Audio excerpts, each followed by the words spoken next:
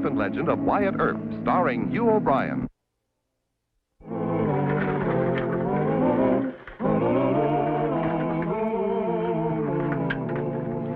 Are the boys coming, Si? 3 more. You wanted them to ride in unnoticed, didn't you? Just the 6 of us. Well, here comes Willie Black. We better get inside, Maxwell. Is the back room clear? Yeah, I fixed that.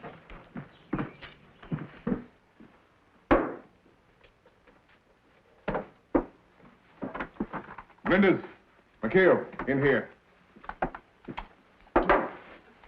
Lock the door. McHale, you keep a lookout at the windows. You'll be able to hear what's being said. All right, Maxwell. You explain the setup. You know the railroad. The money shipment arrives in Dodge this afternoon on number 9. Red, you and Willie will snitch it off the truck.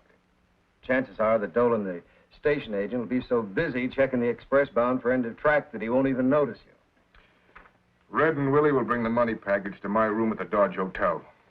Then it's up to Maxwell and me to fix the frame on Wyatt Earp. But Tim's a special agent for the railroad. How do we know he won't be framing us?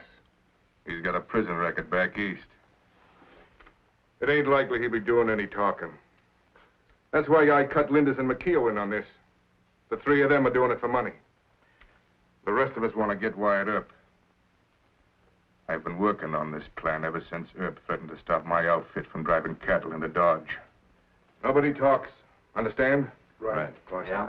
Good. This time we'll nail Earp's hide to the jail door.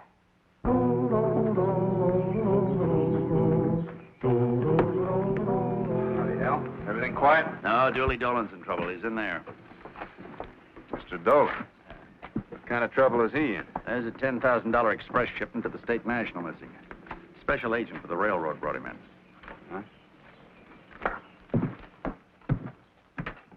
Marshal Earp? I'm Tim Maxwell, special agent for the railroad. I'm afraid you'll have to hold Mr. Dolan here on suspicion of robbery. But I never took nothing, Mr. Earp. Where's the money? He's got to prove that I took it or hid it or something, don't he? He sure does, Mr. Dolan. Now, you just rest yourself there, and we'll get this all straightened out. Al, you want to bring some water? Now, somebody must have sneaked that money package while my back was turned. And that's the good Lord's truth, Mr. Earp. Did you know there was a money package on the truck? He had to know, Marshal. Here's the telegram of manifest for the currency shipment. Oh, I get telegrams, bills of lading, and freight manifest, a stack of them every day. Did you see this one? I guess I did, but it must have slipped my mind. All right, Mr. Dolan. There are a lot of men in town that would stand bail for Mr. Dolan. Any objection? He's entitled to bail. Al, you take Mr. Dolan out to the shady bench in the backyard. I'll get word to Mr. Jensen over at the bank and Judge Tobin. Thank you, Mr. Earp. You'll see that I get justice, I know that. Thank you, Mr. Maxwell, for being so quiet and decent about the arrest. You only done your duty. That's right, Mr. Dolan. Yes. Now, you just take it easy.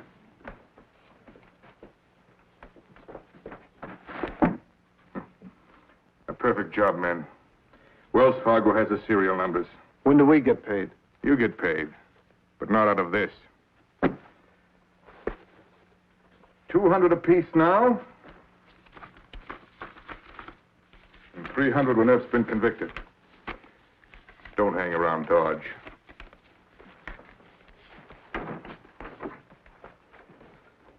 Just when do we plant the money on Earp?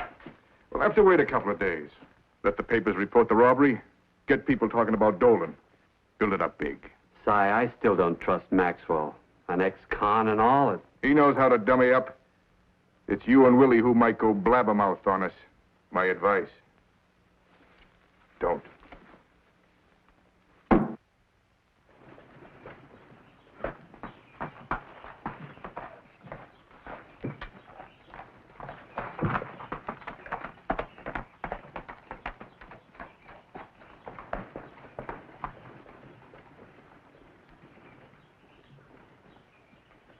Hold it, Red.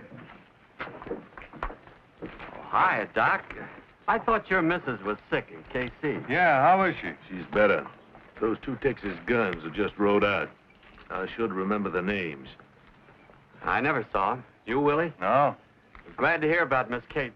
Doc, we've got to hurry. Yeah.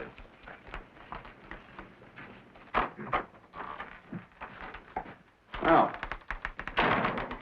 Howdy, Doc. You know, they'll never catch this fella in 1,000 years. What are you up to? I got to get a bail bond form over to Mr. Jensen before the bank closes. Say you straight. What? I'll put up the bond for Dolan. How much? $500. You a friend of Mr. Dolan's? Anyone who steals money from the railroad is a friend of mine, Wyatt. I always thought of Dooley Dolan as a shiftless, careless failure. But if he got away with $10,000, I now regard him with fond admiration. Well, I don't think Mr. Dolan took it. Well, if he's not guilty, I've lost interest.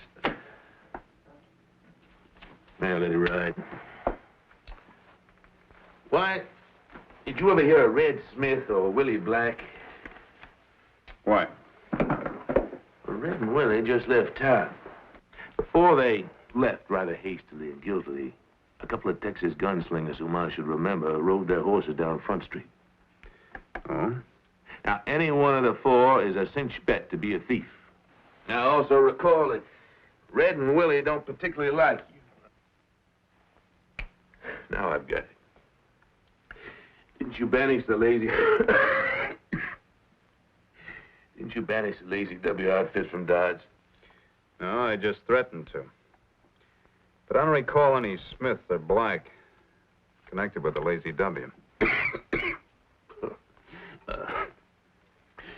guess I haven't had enough whiskey to clear my head. I'm groping for something in the gloomy, dismal chaos of a sober mind. Doc. Oh, excuse me. Yeah. 20 seconds to reach the brain. Meanwhile, what is he? Those 2 fellows you were asking about, Smith and Black, they've been hanging around the Forks Roadhouse. Chuck Beeson says they work for the Lazy W. Well, thank you, Deputy. There's your lead, Deacon. You put Red and Willie in jail, give them pistol whippings at 6-hour intervals, and I'll guarantee they talk. The whiskey's reached your brain. Wyatt, I'm trying to help you. Thanks. But I can't arrest men just because they don't like me, and I can't beat confessions out of prisoners. You allow moral scruples to interfere with your duties as a peace officer. Good day, sir.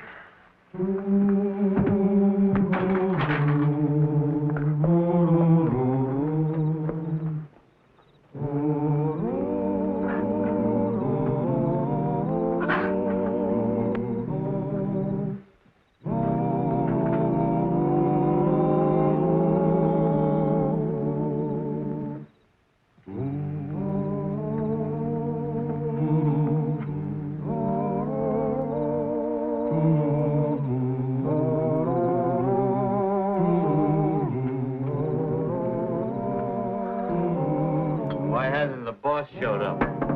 That's what fidgets me. Maybe he's taking my advice, huh? I told him to put the plant on Earp. You heard me. I said, you wait and something will go wrong. Let's ride back to Dodge. Back to Dodge.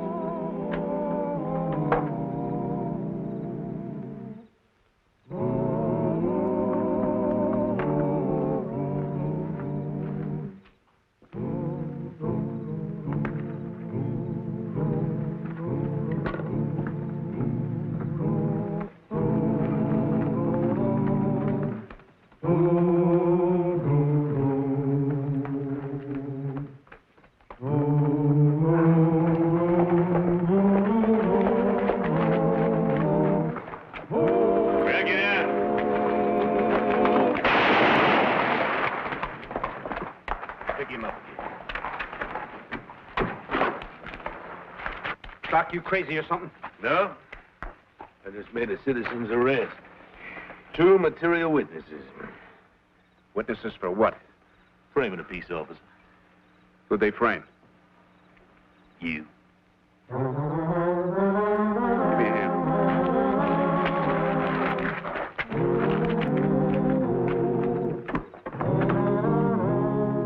You men now deny that you told Doc Holliday that an attempt would be made to frame me, huh? I never said nothing. Neither did I. You wish you hadn't said that, Willie. What about our rights, Marshal? It's his word against ours. I believe the doctor. Then lock him up. I don't admit nothing. He shot me when I was unarmed. Wyatt, I have other matters to attend to. Either lock them up or give them back their guns and turn them loose. Next time, I won't just wing you. Don't say nothing, Red. We'll stay in jail. He'll kill both of us.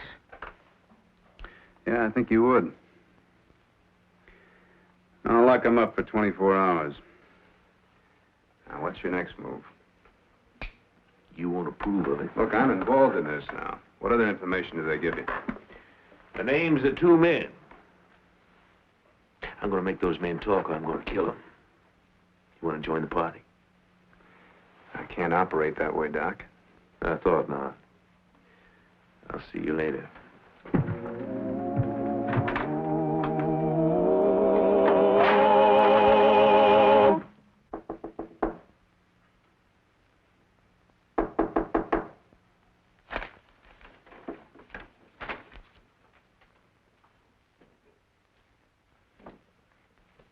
Who was it? Maxwell.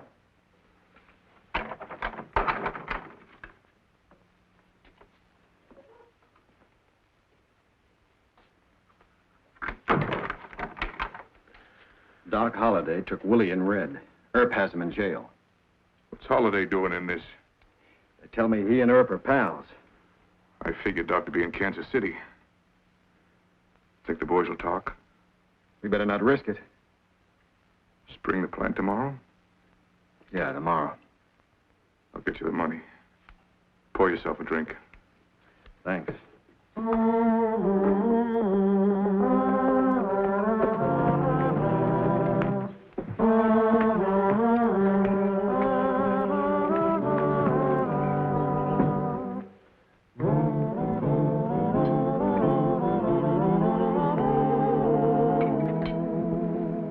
Keep your hands on the table.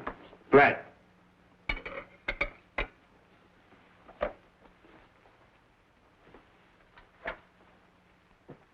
All right, on your feet. Into the next room. How did Doc Holliday get into this? We thought you were in KC. I'm not interested in your childish speculation. Move.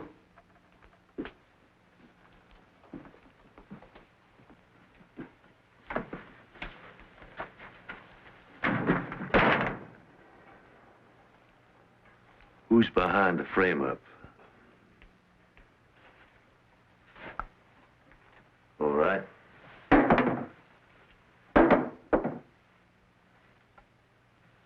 It's a principle of mine never to shoot an unarmed man.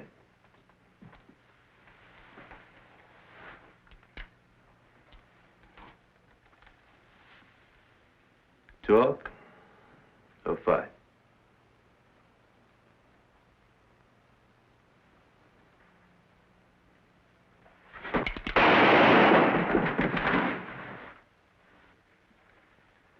I'm waiting. Holster your gun. I need an even break.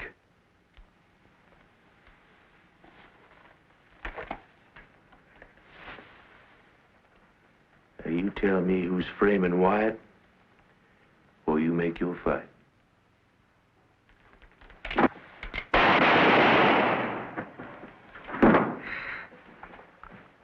Don't shoot me again. Sorry, Johnson.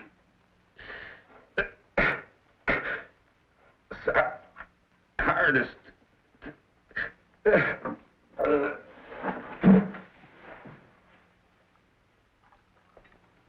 I got 2 witnesses that admit the frame is on, Mr. Maxwell.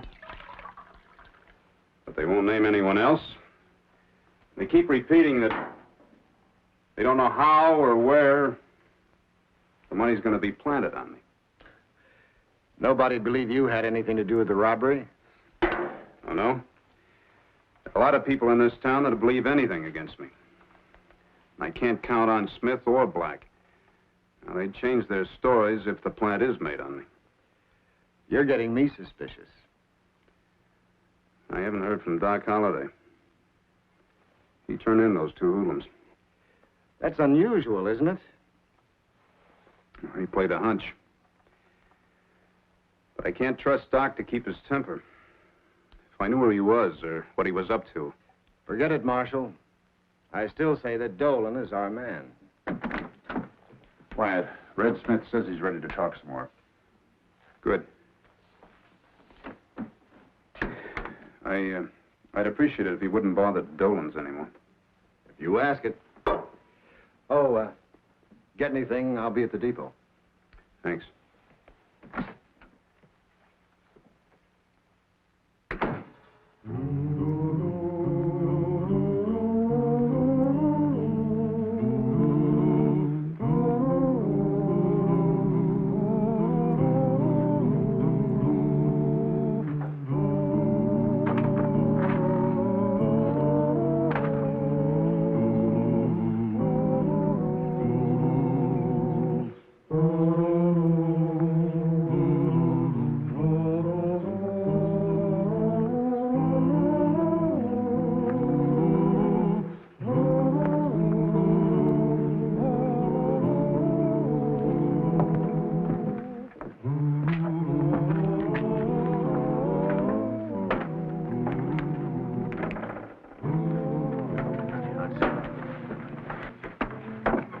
Drive on. Is this one of your practical jokes, Doc? My grisly sense of humor. I don't relish having a gun in my ribs. You better drive while you're still able.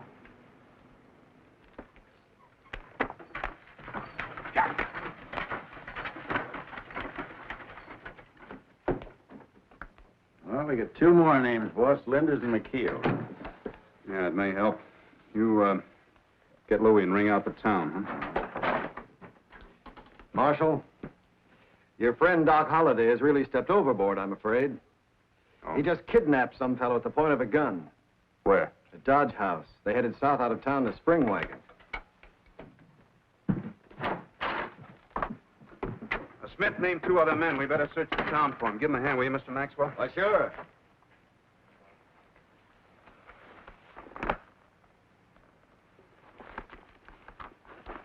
Well, they worked it.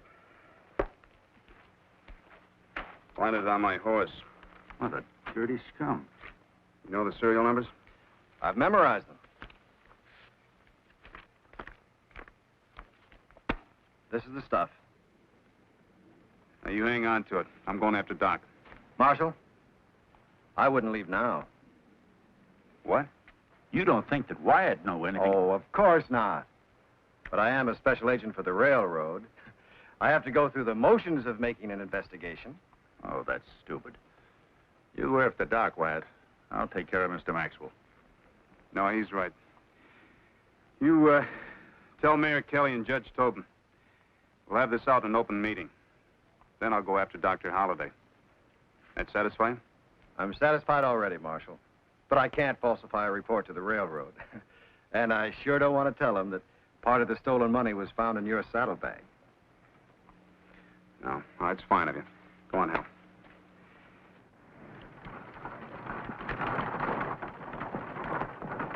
Oh. You want to pick your own tree?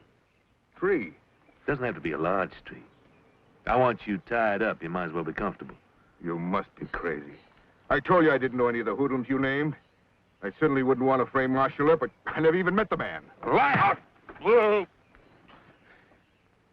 Get down. Why don't you just shoot me in the back and get it over with? It'd be too easy. Besides, I want to hear the truth come gasping out of you.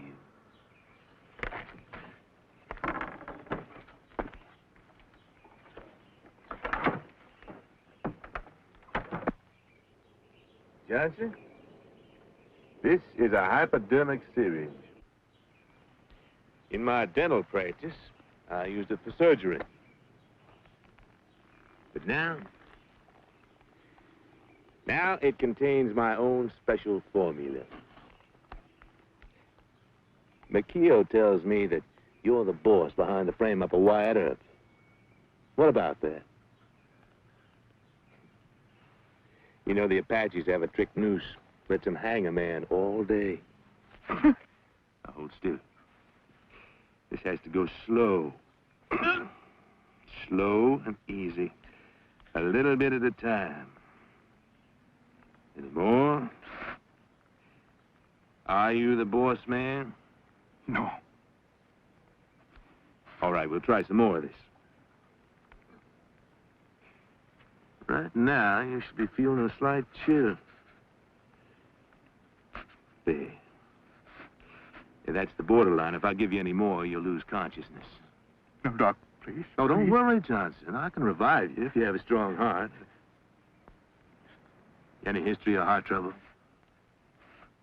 Of course, if I did revive you, it'd hardly be worth the effort. You'd be a babbling idiot for the rest of your life. Well,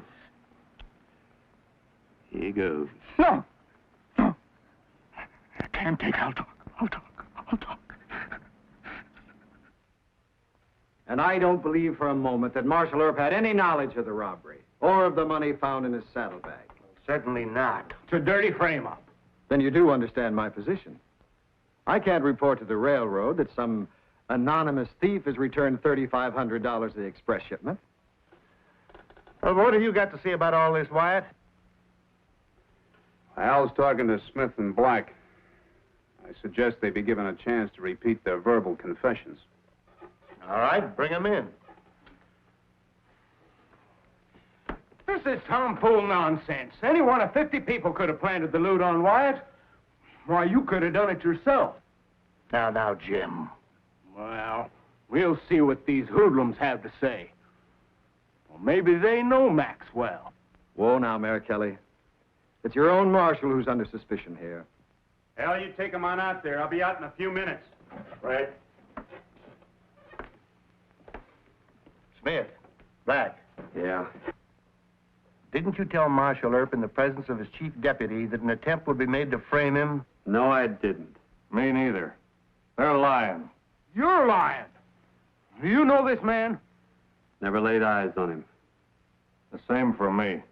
All right. I've tried to be fair and decent. And all I got for it is to be accused of crooked work by Mayor Kelly. I'm going to write an honest report to the railroad. And what you do about Marshal Earp is none of my business. Lift him, Maxwell. Get out of my way. You lift your hands or you go for your gun.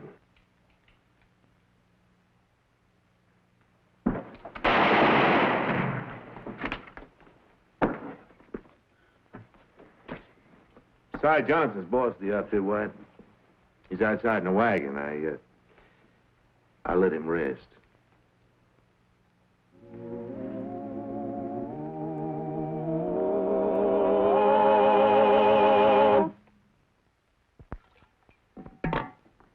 I'm grateful, Doc, but it just wasn't necessary. Mary Kelly and Judge Tobin would have stayed loyal no matter what that phony special agent did. Perhaps. You have your methods, I have mine. I'll ask you to do me one little favor. Hmm? Name it first. Red Smith and Willie Black. Turn them loose. So you can shoot him down in cold blood? Uh-uh. Well, they'll keep. You know, Wyatt, I'd have made a very crooked but efficient peace officer. And what a noble, honest gambler you'd have been. Well, maybe the good Lord has other plans, huh? Amen, Deacon. Amen. Well, he cleaned up the country, the old Wild West country. He made law and order prevail.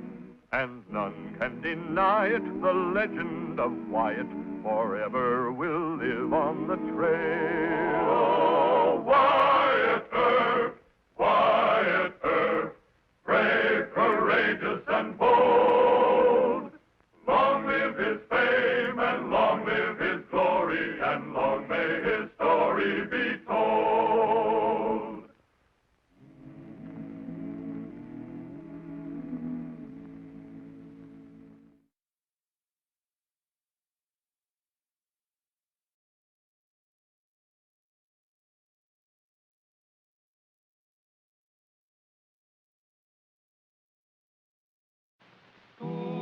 I should shoot you, Ben Thompson. No.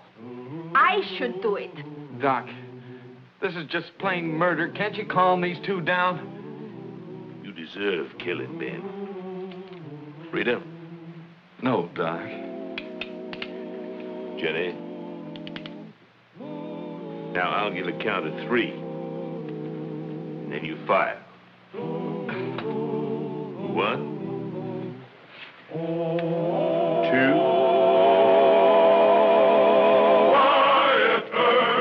Wyatt Earp, brave, courageous, and bold. Long live his fame, and long live his glory, and long may his story be told. Next to Doc Holliday, the outlaw Ben Thompson was probably the sorest trial to Marshal Wyatt Earp. Ben always insisted that he loved Wyatt like a brother. And according to Ben's curious code, this gave him the right to call on Wyatt for help in any personal matter not concerned with breaking the law. One day in 1878, Wyatt found himself involved in a real mess with Ben Thompson, Doc Holliday, and 2 angry women. And after I put up the $5,000 to go partners with Ben in a sparrow game, he ran out on me. There was also the minor detail that he promised marriage. Sounds just like Ben Thompson. You certain he's here in Dodge? Where else? He bragged to me that he and Wyatt Earp are pals. Say, what kind of a Johnny Law are you hiring for Marshal anyway? Now, just hold your temper, Miss McCabe. I'll get this straightened out. With Earp? Yes. When? Well, right away. I've warned him repeatedly about Ben Thompson. I'm the mayor of this town, and I run things here. And I am no wench to be treated this way. I am Rita Morales. My father, my uncles, my brother, my cousin... Please, Senorita, please. Please stop saying that. Prove to me that you do not approve of his behavior. I am not a stupid, defenseless Yankee. I will make trouble for you. Much trouble. Well, I believe that, Senorita. Now, where is Ben? Where can I find him? Well, he's not in church. Look for him in saloons or dance halls or big faro games. And be quick. I have little patience. And my vaqueros, they have no patience at all. Excuse. Certainly. Wyatt, your friend Ben Thompson's in town. I know. She told me. She did? Well, there are 2 women mixed up in this? I only met Senorita Morales. Well, I met another one, named Jenny McCabe. A pretty howdy-do. She must be if she's as pretty as Miss Rita. Oh, prettier. Well-constructed redhead with... Oh. Now, Wyatt, I've begged you a dozen times to have nothing to do with Ben Thompson. Now he's brought the makings of a scandal, maybe even bloodshed, right to your very door.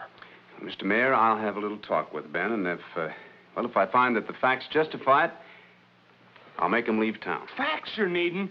A man who's played fast and loose with every woman this side of San... I know, Mr. Mayor, I know, but let's try to leave the ladies out of this, huh? They're no angels, you know, and they can play fast and loose, too. Well, I leave it in your hands, Wyatt.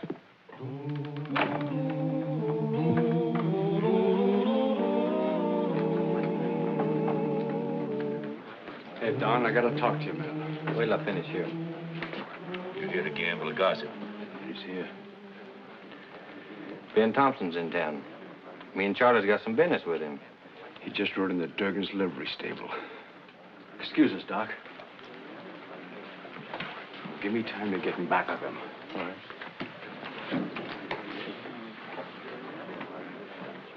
You take over, Mike. I'm gonna referee a fight.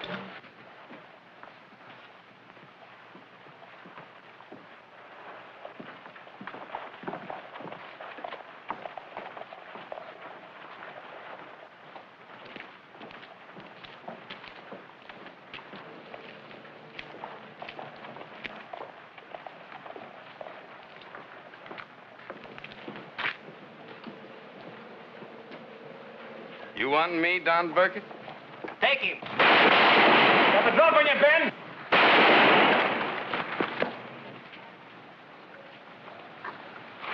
Doc Holliday. Thanks a lot, Doc. That was a close one. I appreciate it. I'll take 5 cents for the cartridge. You Same old Doc. All right, there's a dime. You keep the change. Get out of town, Ben. Wait a minute. How's come you're sore now? I never did regard you with anything but dislike. All right. Charlie there had the drop on me. Why didn't you let him hurt me? You know I don't sanction front and back gunplay. 2 against 1. That's right. I forgot. Well, anyway, thanks a lot, Hal. This one's dead, Marshal. Here comes the deacon.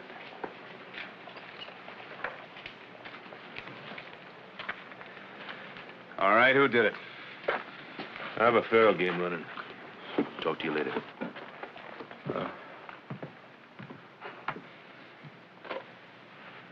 Well? Well, I guess I shot that one there, pal. But Doc Holliday, he shot that one over there and charged me 5 cents for the cartridge. They're both dead, Wyatt. Both of them are drawn. This one managed to get off 1 shot. All right. Go get the coroner, huh? Right. Did you know him? Yeah. That one there's Don Burkett. That's Charlie Patton over there. A couple of soreheads thought I was cheating him in a poker game. I'll be up to post bond. But that ain't what's got me spooked. Pal, a couple of girlfriends of mine are chasing me with guns. A Miss Morales and a Miss McCabe. They're already here. Yep. Wyatt, I shouldn't be out here on the street. You put me in jail, huh? You're asking for protective custody? Sure, pal. You spread the word that I got 6 months, then they'll get tired of waiting around and leave town. Well, it isn't that simple, Ben. All right, then, pal. You just look up Rita and Jenny, and you tell them to get out of town. And you tell them to quit threatening me. Wyatt, why can't we get in off the street? Come on. Ben, both women claim that you promised to marry. Miss McCabe told the mayor that you took $5,000 from her. Now, are their statements true? Are they true? Yeah. Yeah. Well, I knew you lied to women. You do that all the time, but this is the first time I ever heard of you promising to marry any. You're already married. Well, that's just it, pal. I'm not. Your wife divorced you, huh? 2 months ago in San Antonio. I can't do anything. Best thing for you to do is to get out of Dodge pronto. Fine. Well, I guess you better just dig me a grave, pal. Come on now, you're not afraid of 2 women, are you? Did you ever see a woman shoot? Oh. Now, I'm not fooling, Wyatt. They're deadly. Now, they never felt the recoil of a gun before, so they don't flinch none. They just point it at you like they're pointing their finger and pow. Well, what can I do? Well, what can I do about it? You can't shoot back at them. I'm sorry. I know you'd help me if you could, but you can't. How long do I get to stay in Dodge? Until sundown, Mayor Kelly's orders. Hard, but fair, I guess.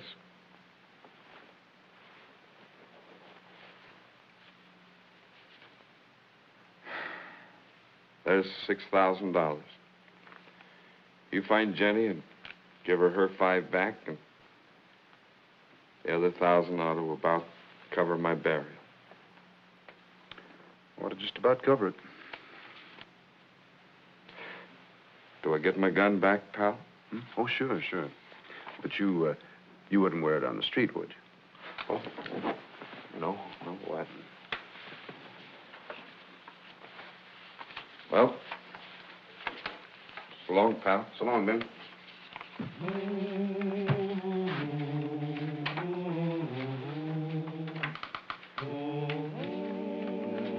Wyatt.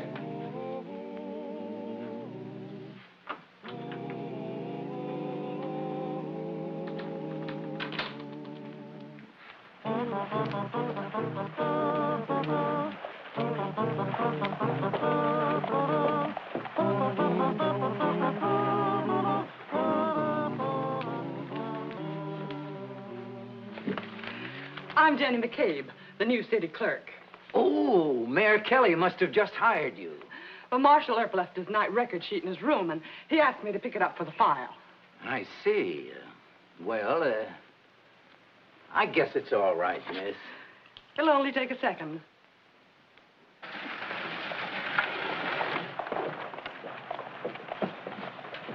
Wait here.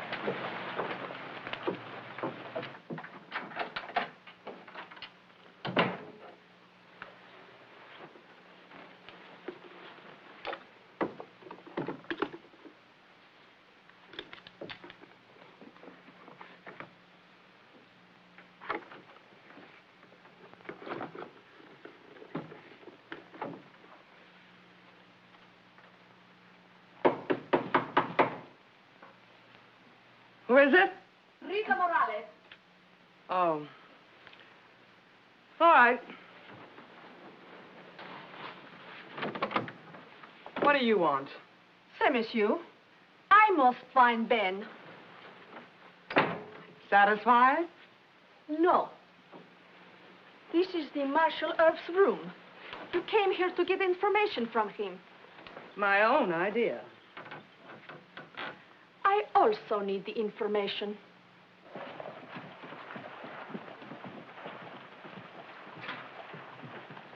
And I claim the right to settle with Ben first. He's got a lot of money that belongs to me. Ben proposed first to me. It is my family shame. I do not want my uncles and brothers to be put in jail for shooting that man. Then clear out. I'll do the job. I don't trust you. Are you calling me a liar? You are worse than that. You are a common dance hall gambler. Oh! Ah!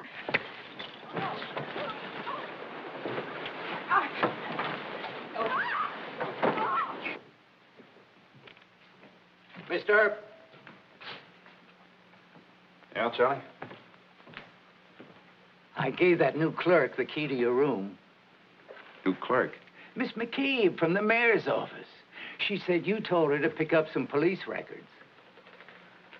Thank you. Oh, let go of that gun. I will not. Yes, you will. Oh.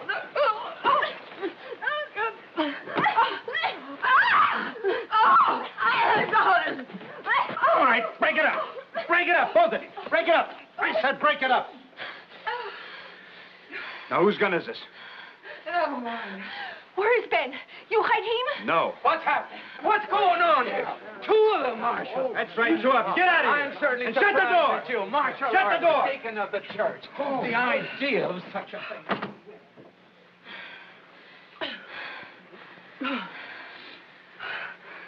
Miss Morales, Miss McCabe, I have good news for you. Ben Thompson has left Dodge. He returned your $5,000. I have it for you in my office. Ben run away? Don't you believe him? You're a John Law. What business is this of yours? Mayor Kelly says you appealed to him for help. I did not. I just warned him that you and Ben are dear old pals. Oh, now, wait a minute. Mr. Thompson has never caused me anything but trouble, and I ordered him to leave town. I'm going to request that you leave my room. Both of you. I'll drop by for the money.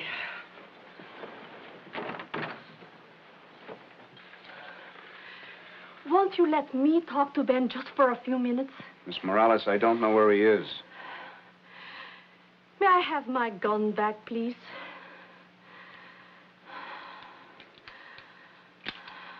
All right. Gracias.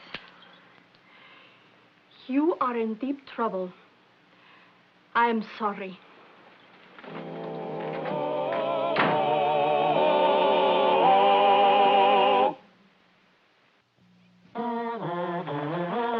Marshal Earp. Marshal Earp. Doc Holliday's aiming to massacre some fellas down at the Long Branch. Joe, move! Doc, I didn't mean to start no That's far enough. We kill us a few skunks, Ben. I'll just take this end, right? Now, what's all this about? They've been lying about you, Wyatt. They say you're mixed up with two women. Ben knows the women. I thought I told you to leave town. Well, it ain't sundown yet, pal. Mr. Thompson, you go to my rooms in the Dodge House. Refresh yourself. I'll settle this with Deacon Earp. Get out. Break it up. I hold no brief with Ben Thompson. He's a scamp. But you consider your own idiotic behavior. You allow Jim Kelly to bulldoze you into messing with Ben and his women. Mr. Kelly is the mayor. Yeah. He's also the first man who'll turn against you when these lies are printed in the newspapers. Wyatt, I've come to the conclusion you need a thoroughgoing scoundrel to befriend you in this affair. Ben Thompson, I reckon, huh? No. No, Ben's a Newfoundland puppy at heart. I offer you my assistance. Thanks. Then I take it my offer's accepted. Look, Doc, I told Ben to get out of town. Now, when he leaves, the women are going to chase after him, and it's all going to be over. It won't put an end to the story that you're a fancy Dan. 100 Texas cowhands you threw in jail will be only too happy to repeat that slander. Well, talk has never bothered me. Let him blabber. That's going to be your attitude. I'll just have to act without your consent. Look, Doc, why don't you be sensible? What difference does it make if they say I had 50 women in my hotel room? What difference? Wyatt, men like me have a curious obligation to the truth. It would sicken me to be called good, and conversely, I don't propose to have you called bad.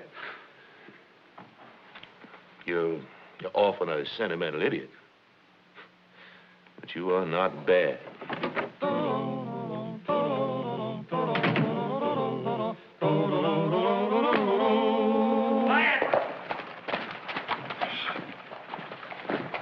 More trouble. A bunch of Mexicans just moved in. They're watching the Dodge house. How many? 5 or 6. Well, disarm them, Marshal. Disarm them. I'll give it my attention, sir. Good. Look, don't you think you ought to push along the newspaper office, Mr. Mayor? Right. Wyatt, Ben Thompson's not worth a gunfight. He's holed up in Doc's quarters at the hotel. Doc will join any play made against him. I hate to get tough with the Mexicans. Yeah, I know. Every time we've had to do it, we found out they were right. Look, I want to talk to the Morales girl. See if you can find her, will you? Right.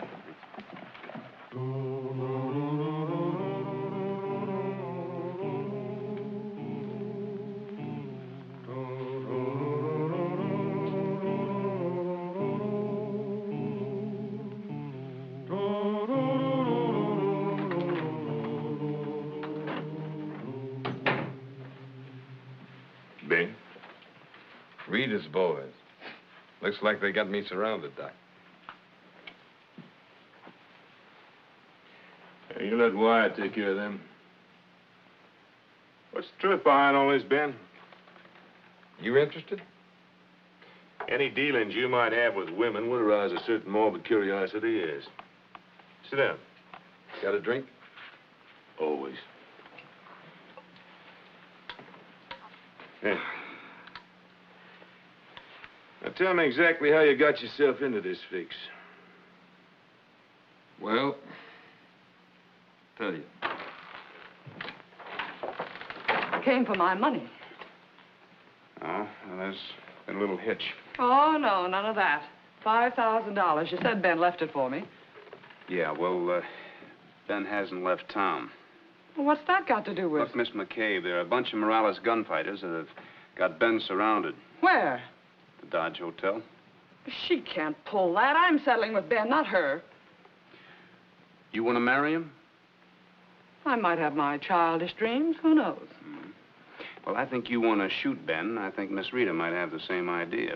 She's just as sore at Ben as I am, and meaner, too. Why, she'd shoot him and... I told my vaqueros to stay out of town. How dare you blame me for what happened? I blame all three of you. Now, I'm going to give you 10 minutes to get your men out of Dodge. What? What if they refuse? Then I'm going to throw them all in jail. But all I want is to see Ben. Talk to him. Sure. And plug him with that Derringer. You have gun, big one, in there. It's against the law, Marshal. Yeah, it sure is. Carrying them on the street. All right. You both turn over your weapons. Come on. Put them on the desk. Enough of this nonsense. Now, you get your vaqueros out of Dodge. I'll go right along with her and see that she does. Hal, you escort the ladies. Right. I'll be along with Vic and Chuck later. 10 minutes, Senorita. 10 minutes. Ha! Well, you see, Doc, the whole thing's got me, well, kind of puzzled. Do they both love me, or do neither one of them? And if just one of them loves me, how do I tell which one? You willing to marry one of them? Well, sure, I guess, if she loves me. You're going to marry Ben. Huh? You got wired into this corner. It's up to you to get him out. You mean me marrying one of them will square my old pal? Well, if it's got to be, it's got to be. Oh, I'd do worse than marrying for Wyatt. You know that. Good. Jabba. Come here, Ben.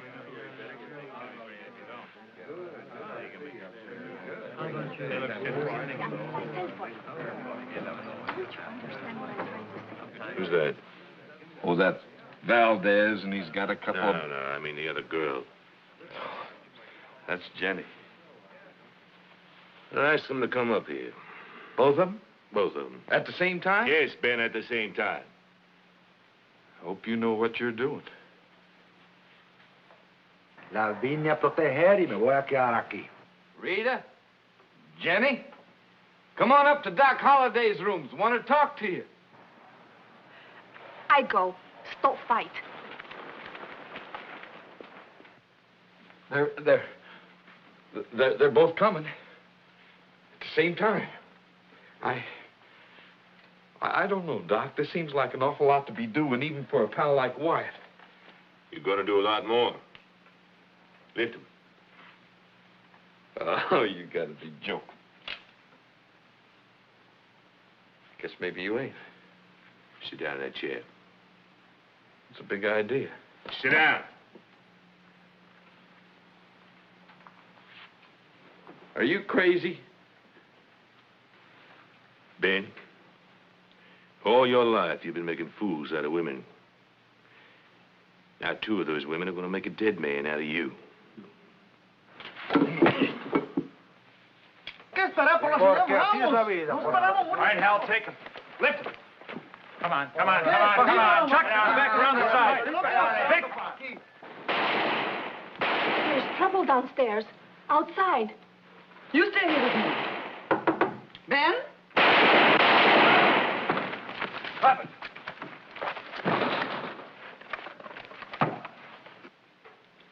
All right, ladies. I understand you came here to shoot Ben Thompson. We wouldn't be doing you a favor, would we? Not at all. But you deserve to be killed by an angry woman, don't you, Ben? I guess I do. Of course, I'd respect your desire to kill Ben a great deal more if you'd left Marshal Earp out of your problem. Rita? Doc. Jenny? I'll give a count of 3. Rita, baby. Jenny. I ain't gonna beg either of you. Ladies, I'll commence the count. 1, 2. Darling, I no shoot you. I never shoot you. That's all right, dear. Now, just don't get yourself all upset. Everything's gonna be all right. Doc, what's going on here? Happiness, Wyatt. Happiness and joy. A wedding has just been arranged. A what? A wedding.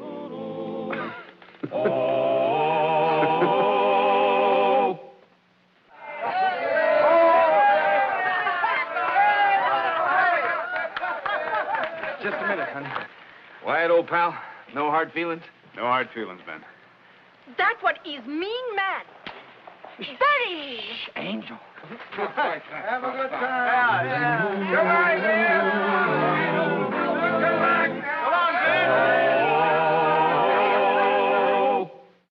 Well, he cleaned up the country, the old Wild West country. He made law and order prevail.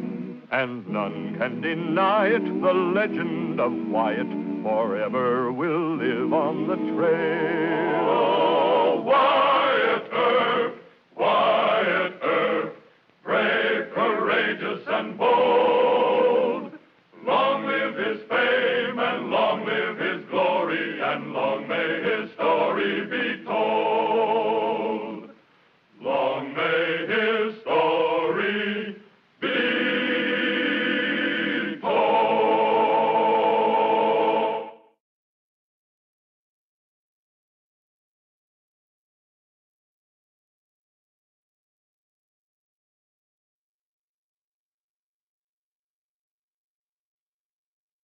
Quiet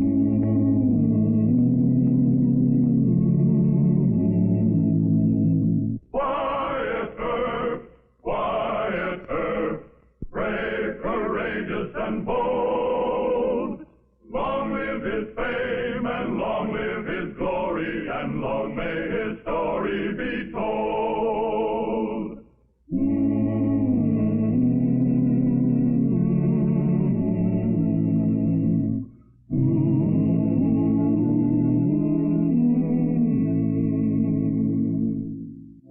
Marshal Earp had captured 3 of the 4 dry gulchers wanted for the slaying of Mr. Brother, his good Indian friend. The 4th and final man, Roof Prentice, eluded pursuit and fled to the protection of Crump Elliott, a notorious horse and cattle thief. Wyatt, with Sheriff Bat Masterson, faced a dangerous problem. Old man Elliott's daughter, Blanche, was in love with Prentice. For the first time in the long chase after the Dry Gulch gang, a woman threatened to make matters complicated and deadly.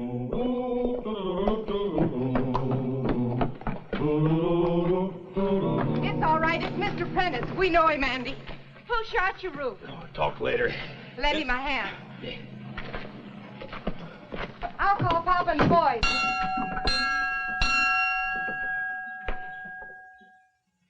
Papa isn't going to like this, you coming here. He's got enough trouble on his hands.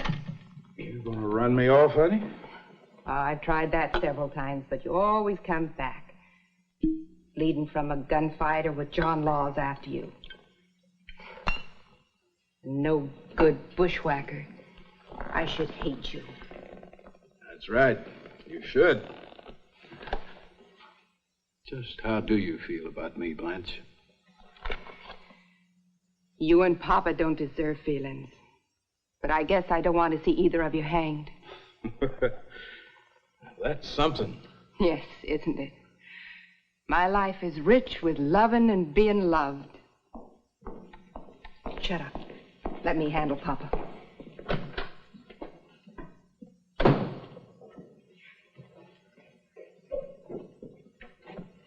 And he didn't have to tell me. The 3 bells from the porch and blood on the ground. You're a fool if you think you can hide here again. We don't want you. Now, Mr. Elliott... Shut up. He has a bone smashed in his leg and the law's after him. Where's he going to run to? Not here. I told him the last time. All right, you told him. I'll drive you to the nearest doctor. And have a posse following you? Oh, no. Push off by yourself, Gulcher. You can ride and you know the trails. All right. You say so. I'm going with him. I said no. You don't say that to me. We'll go out and hitch up a rig. The boys won't shoot at me.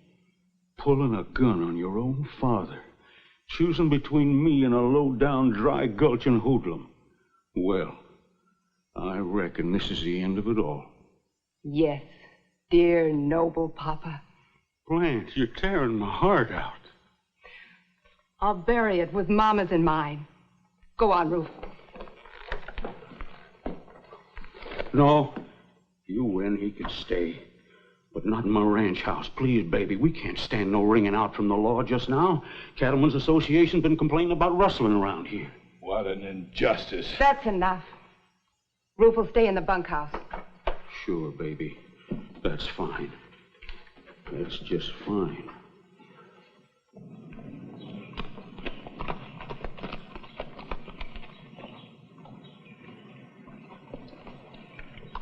Look at that blood.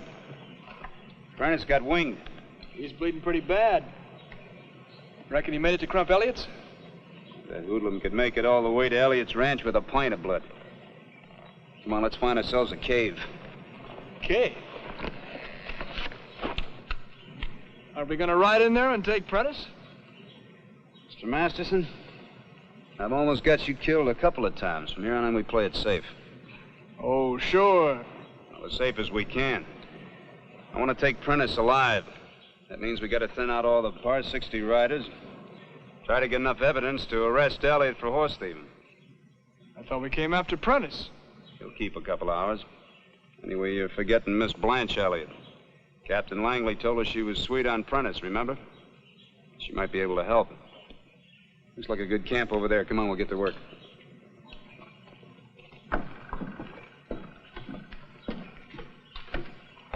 What's all the rush about getting to the doctor? You know I can't take bone splinters out.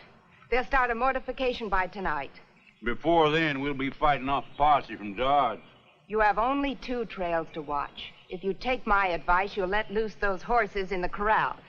Then you won't have any evidence on hand. Posse won't be after me. Suit yourself. I'll be back before sundown.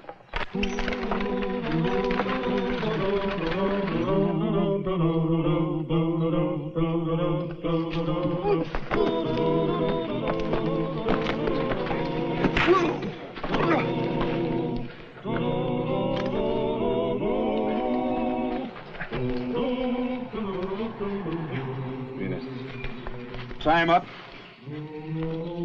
Put him on his horse. 2 more riders in the gully.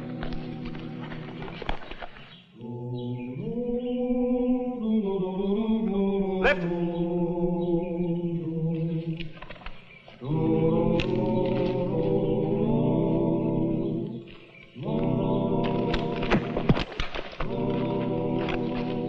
Tie and gag him.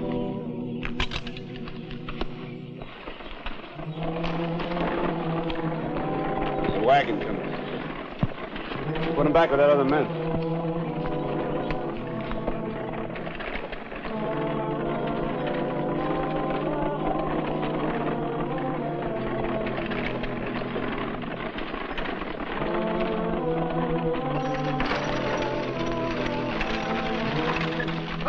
Don't try that. Give me that. Who are you? My name's Earp, Miss Elliott. I'm the Marshal of Dodge City and a Deputy United States Marshal. Any other questions? No. Then it's my turn. I'm looking for a Mr. Roof Prentice. Charge of murder. I don't know him, and I haven't seen him. No? Well, Captain Langley of the Texas Rangers tells me that you're engaged to Roof. We followed a blood trail to your ranch boundary. Well, I haven't seen him. Why don't you ride on into the ranch and ask my father? I have an errand in town. You need a doctor? For what? I'm healthy. Yeah, I can see that. But I want you to keep Prentice alive. Here. You might need that. Mighty lonesome country. Thoughtful of you, Marshal.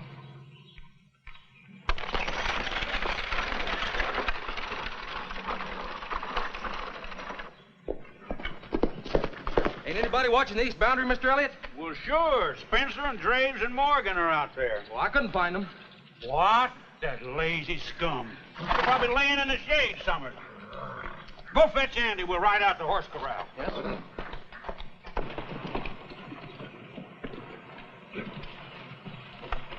I want to get off. Let's go. Come on.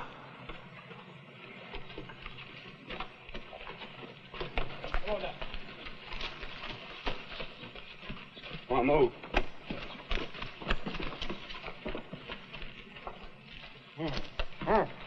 You leave their gags on, tie off their legs. I'll hide the horses. Wait a minute. I think this one will talk. No? Come here.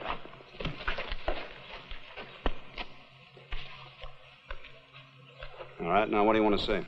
Mr. Elliott told me this was a cattle outfit, but I found out different. He's stealing horses. Oh, how do you know he steals horses? Well, I know where the corral is that he keeps them in. He runs off young colts before they're branded and then puts his own Bar 60 brand on them. Where's the corral? What happens to me, Marshal? You point out the corral and you can take off. That's fair enough. You go tie him up, then we ride. Right. Come here.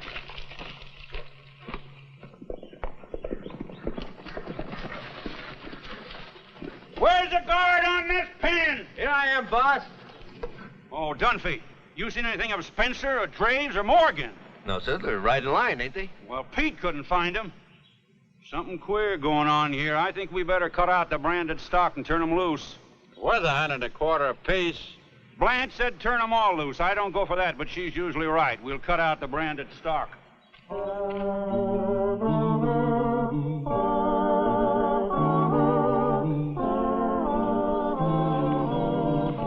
There's the horses I was telling you about, Marshal.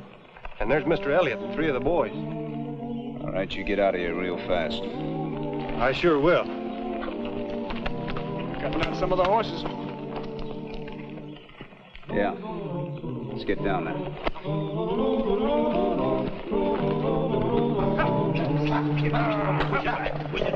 No, get down there.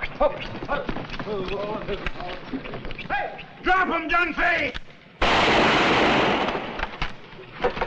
Pete, Andy, get him! Go ahead and reach. Don't reach, Elliott. I ain't soft-hearted like Marshal Earp. You're a horse thief, Mr. Elliott. You got no proof these horses ain't mine. Don't waste my time acting stupid. Now, where you hiding, Prentice? You find him. Don't worry. Now, you get down off that fence. Keep your hand away from that gun. We'll take him over to the cage. Start walking. Where your horses? Over there. Go get him.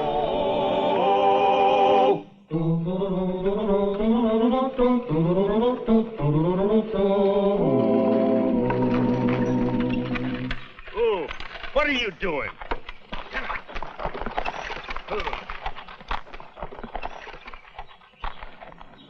Well, ma'am, I'm glad the doctor was in. What's the trouble, Marshal? Miss Blanche wants you to look after a man that's wanted for murder. Well, now, that's all right with me, but I'm afraid I'm going to have to ask the lady to come with me for a few minutes. Her father wants to see her. You're lying. You did considerable truth-stretching yourself. Now, you go along with the Marshal or I go back. No. I'll do what he says. Doc, you go on into the ranch. She'll meet you there later.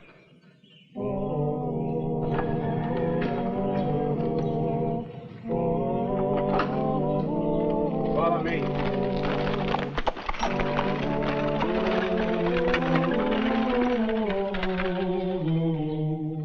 Miss Elliott, we arrested your father for stealing horses.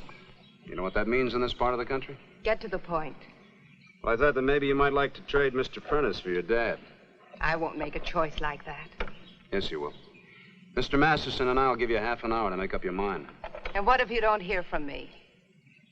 Well, in that case, I'll have to go into the bar 60 and take Mr. Prentice, and your father will have to stand trial. You think it over, Miss Elliott.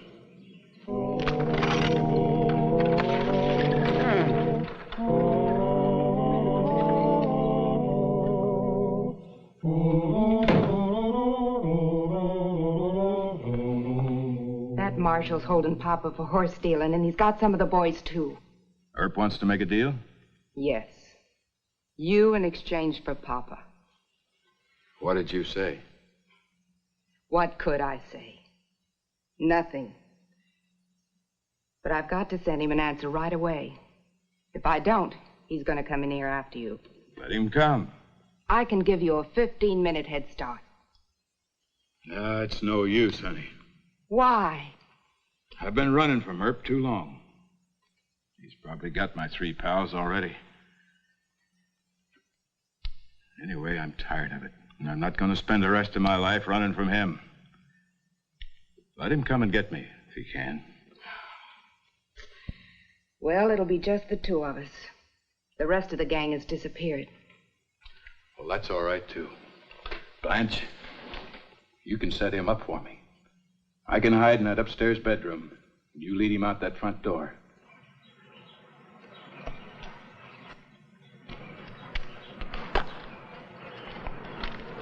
It's too quiet. Either Prentice has run or it's a trap. Prentice didn't run. If he had, she'd have sent word to try and stall us so he could get away. How many guns could she call on, you reckon? About 2, I'd guess. Hers and Prentice's. Her Papa had more men than we took. Yeah, I know. I think they let out. Well, we'll soon know. No, I'll know. You're covering me. From where? As close as you can get. The reason I'm going in first, Mr. Masterson, is because you're too young to be trusted with, Miss Blanche. Well, you watch out for yourself. That gal's a killer. I can't believe she is, really.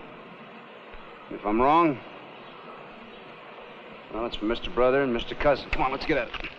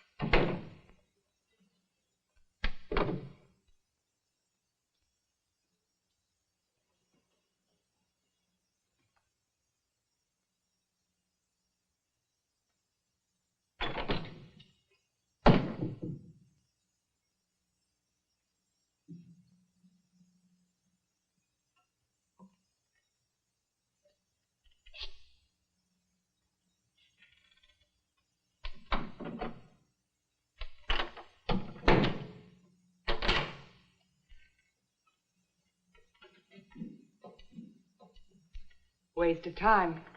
He's been gone almost an hour. He has, huh?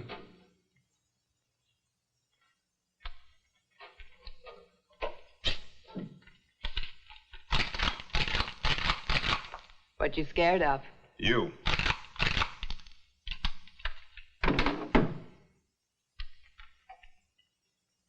Let me have the pistol.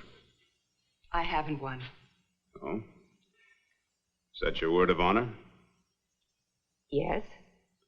Miss Elliott, I hear you carry a .41 caliber Derringer in the pocket of your skirt. Now that's absurd. If you don't give it to me, I'm going to have to take it. If you touch me, I'll...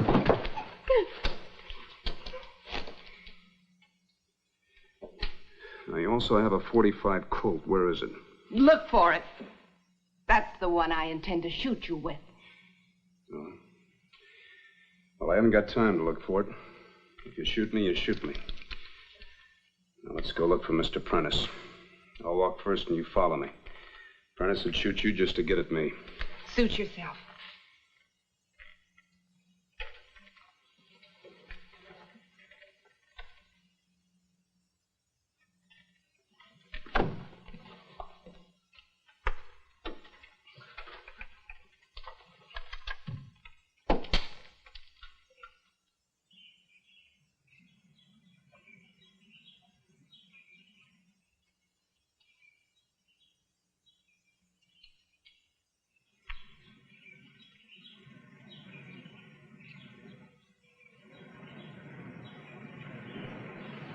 You stay there. Prentice, come on out of there. Why don't you go on in after him?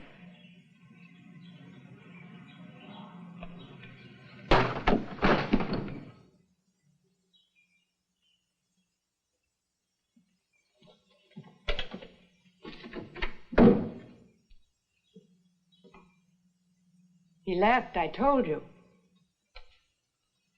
Word of honor again? I don't suppose you'd listen to a deal. I'm listening. Roof Prentice is nothing to me anymore. I just don't want him killed. Does that seem so strange to you? No. I guess all I want now is no killing. To get away from here. First you hide out a gun to shoot me. Now you want us to be real friendly, huh? Is the gun in here? No, but we'll find it. Where's Prentice? Keep looking, Marshal. I will.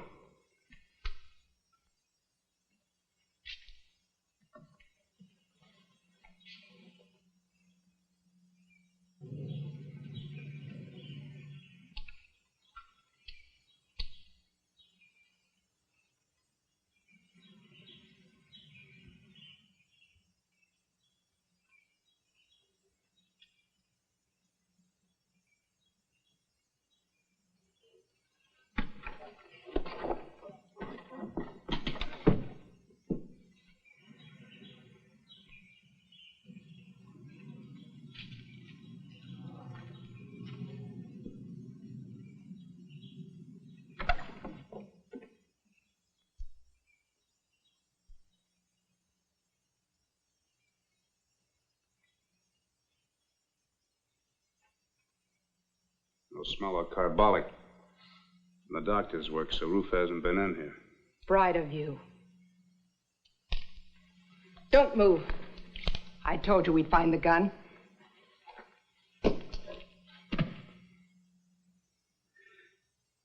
All right, go ahead. No. I don't like killing. Roof will take care of that. This time you go first. Back to the house. No. You do the shooting. All right. Why shouldn't I? Roof's got enough blood on his hands.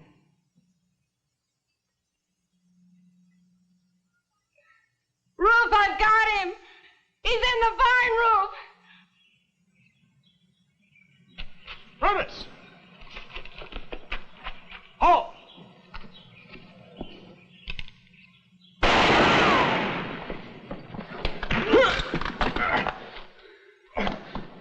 Oh, Ruth. I tried. Why? She could have killed you. No.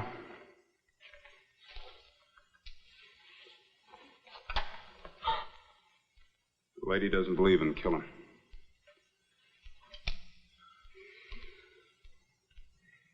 Well, she made her choice. She saved one of them. I'll turn her father loose. Now we gotta tow Prentice all the way back to Dodge. I could have saved us the trouble, but you wanted him alive. That's right. Alive. I wanted all the Dry Gulchers alive.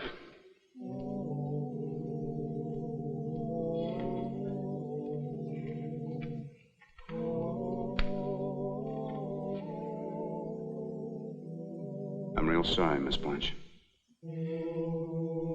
If you do want to leave this place, we'll help you find a job somewhere. No, thank you. I'd hate it any place.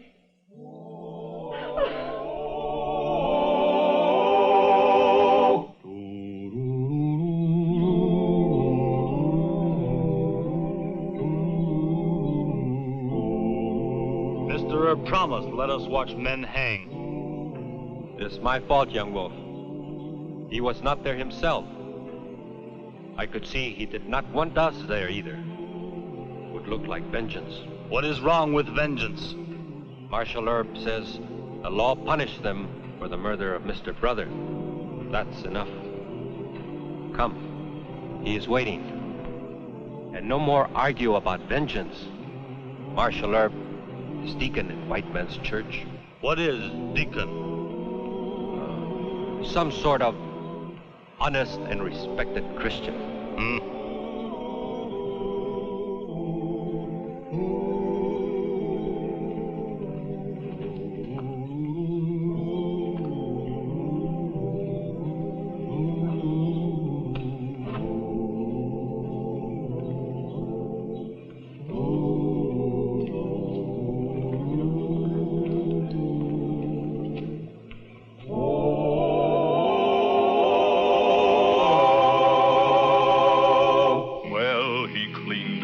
Country, the old Wild West country, he made law and order prevail. And none can deny it, the legend of Wyatt forever will live on the trail. Oh, Wyatt Earp, brave, courageous, and bold. Long live his fame, and long live his glory, and long may his story be told. Long may his story be told.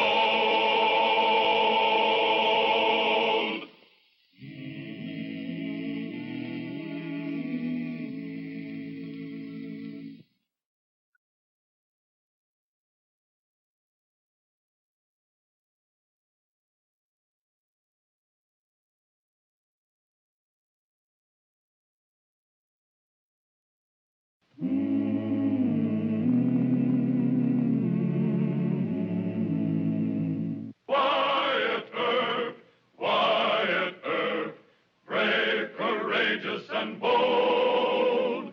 Long live his fame, and long live his glory, and long may his story be told.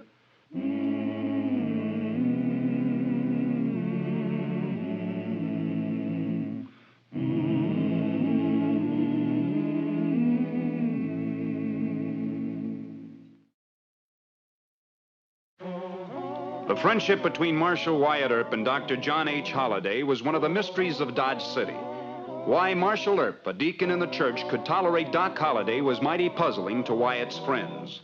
Doc Holliday, gambler, gunfighter, killer, had a mean disposition and a caustic tongue. That two men so different in character could even associate on friendly terms would seem preposterous. And Wyatt's insistence on making a friend of Doc Holliday finally came to a crisis between Wyatt and the men who hired him to civilize Dodge City.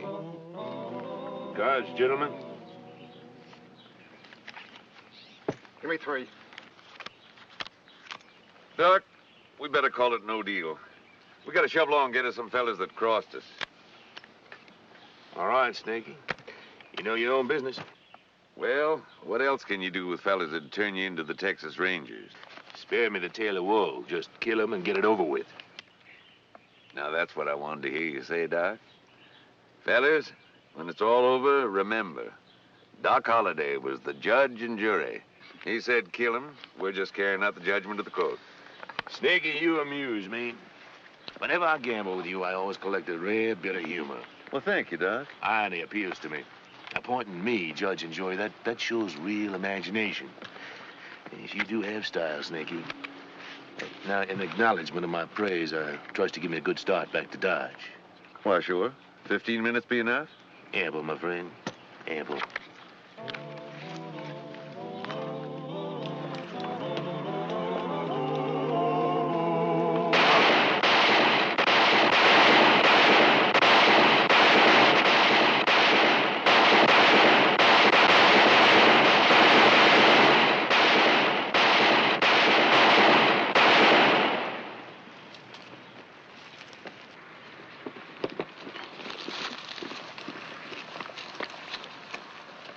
That's mighty nice work. We'll hole up in Devil's Garden. Ain't that too close to Earp and Dodge? Devil's Garden. I like the name. Come on, boys. Let's get the horse. And I don't care how many favors he's done you. Holiday will be the ruin of your career as a peace officer. The man is cold, ruthless, cruel. The whole town thinks we should have tried him for that Maxwell killing. Look, Doc broke the case. He pulled me off a tough spot. Well, I don't care. Now, something's got to be done. The judge and I have come here to try... Now, Wyatt, will you listen to me? Wyatt? Wyatt, there's 5 dead men on the trail, less than a mile from the city limits. Oh? Any idea who did it? The cowhand told me they used to ride with Snaky Grattan. Snaky Grattan? Right. Well, let's get out there. Now, Wyatt, what about Doc? Not now, Mr. Mayor. Oh, Wyatt, thank heaven. What's the matter, Miss? It's about the doctor. He went out to play cards with Snaky Grattan. Oh? He promised to be back an hour ago. I'm afraid he's had a relapse. Well, now, don't you worry about the doc, Miss Kate. We'll find him. The doc can take care of himself. Come on, Hal. Hold on, Miss Holliday. Oh, Mr. Kelly, Judge Tobin, I was so upset I didn't... Mrs. Holliday, sit down a moment, please. We have something important to discuss. Oh, well, of course. Is it about Dr. Holliday? Something Wyatt didn't... Miss Holliday, 5 members of the Snaky Grattan gang were just ambushed and killed. Your husband was playing cards with Snaky Grattan. Why, yes. But you don't think... John doesn't ambush people. Well, while you were in Kansas City, he did some unnecessary killing. To keep Wyatt from being framed. He didn't help Wyatt, Mrs. Holliday. He hurt him. Oh, I see. You want John to stop being friends with Wyatt? Well, at least he could stop being such pals with a hoodlum like Snaky Grattan. You don't understand that. Why John likes Mr. Grattan. No, we don't. How would you like being locked up in a Texas jail for shooting a gambler in a square fight? The gambler was crooked, but he had all the influence on his side. I had no one to turn to except Mr. Grattan.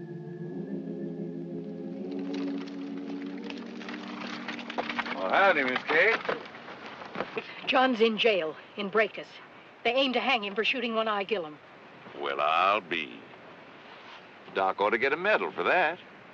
The rope is what he'll get. Unless you can do something, Mr. Grattan. Do something? Why, that Breakus jail ain't nothing but a board shack. Hey, Muggins. This is Miss Holliday, Doc's wife. Howdy. She'd like for us to get old Doc out of that jail at Breakus. We'll need some of the boys. I'll round them up, boss. They like breaking jails, Miss Kate. You done them a real favor just to mention it. Now, you light down and rest a while. We'll have them right out for you.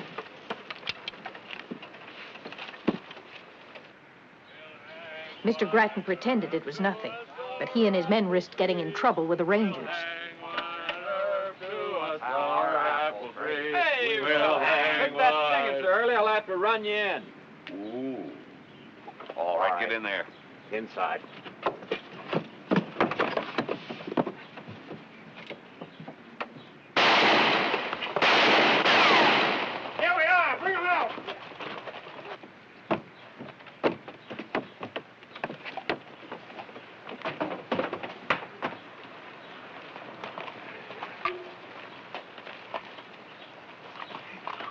Thank you, Sneaky.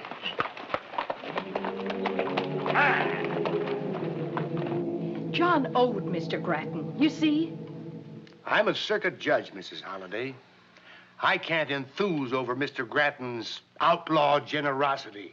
And right now, Doc's probably riding with Grattan to some hoodlum hideout. My husband joining with the outlaws?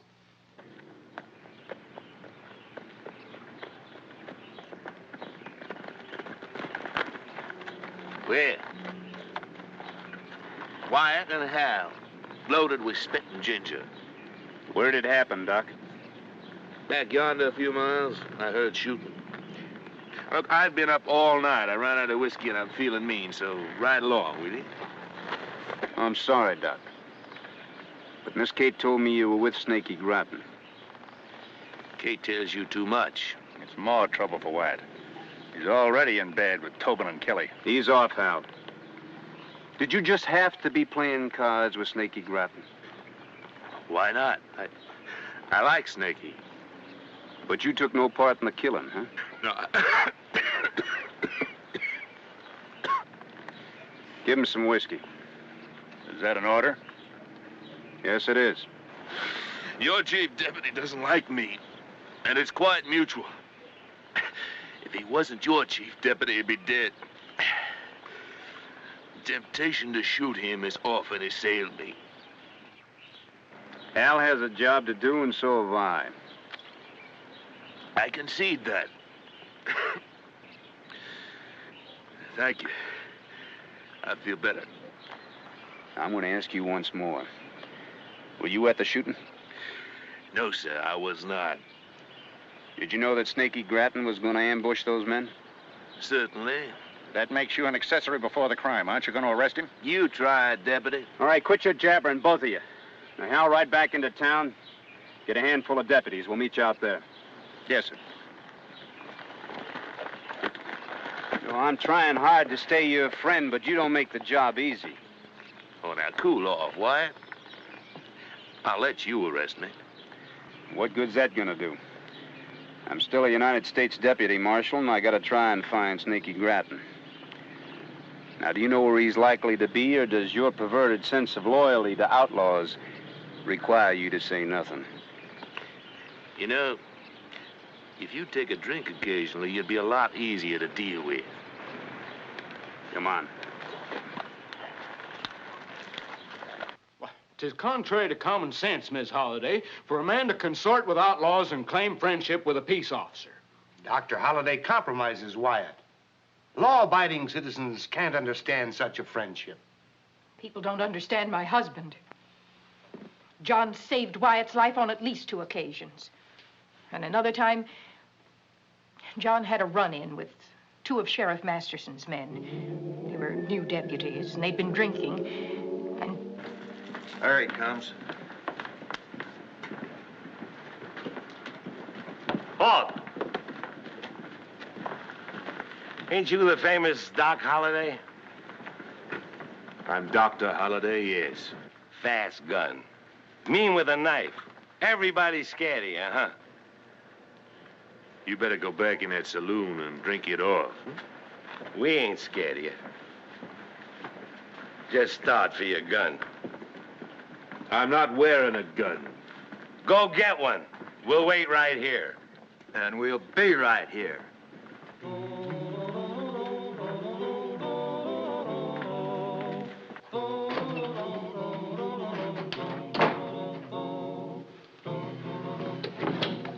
John, what is it? 2 of Masterson's deputies got fresh with me. They asked for a gunfight, and they're going to get one. No. Masterson and Wyatt are close friends. That should keep his deputy sober. We don't care about him. It's Wyatt. You'll make trouble for Wyatt. Kate, they're drunk, but they have no right to insult me. I don't take that. John, Wyatt's the only real friend we have in this town. I'm not fighting his deputies. But you'll get Wyatt in trouble. You'll just be proving what everybody says, that he's foolish to be friends with us. They'll laugh at him, John.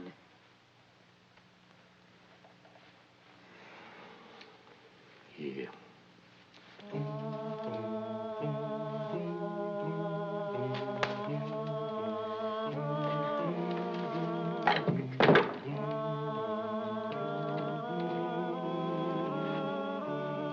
Well, why don't you finish your letter? Yes, John. You don't know how tough that was for John, to keep out of a fight. But he swallowed his pride for Wyatt's sake. But he rides with Snaky Grattan, and he helps massacre 5 men. No better than that, Mr. Kelly. John never shot anyone from ambush. He doesn't have to. He's as good with a gun as Wyatt. If John's mixed up with Grattan, it's social, not business.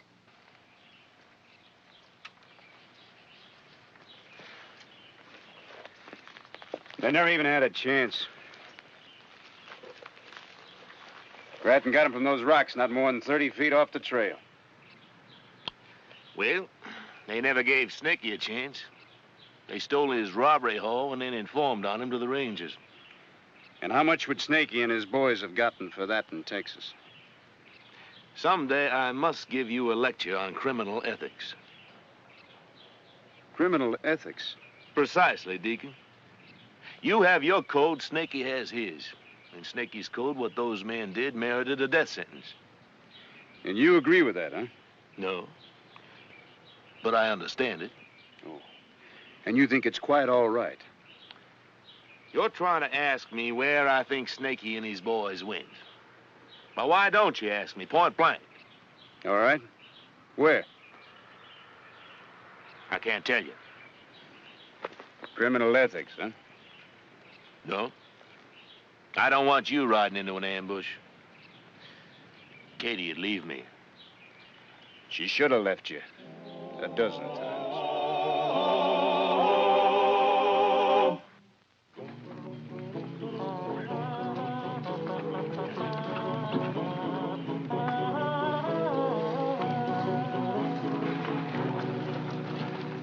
Tell you anything? Oh, not yet. I'm gonna give him one last chance. You go see if you can find any sign.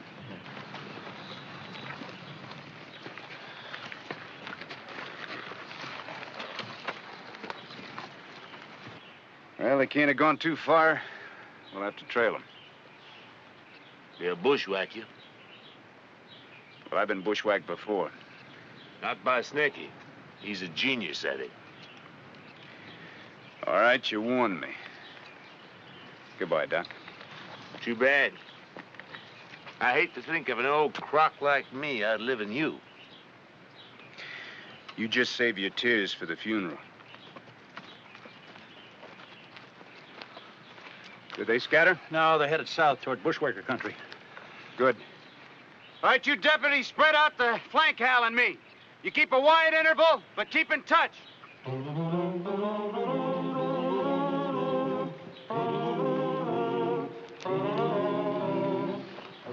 Let's go.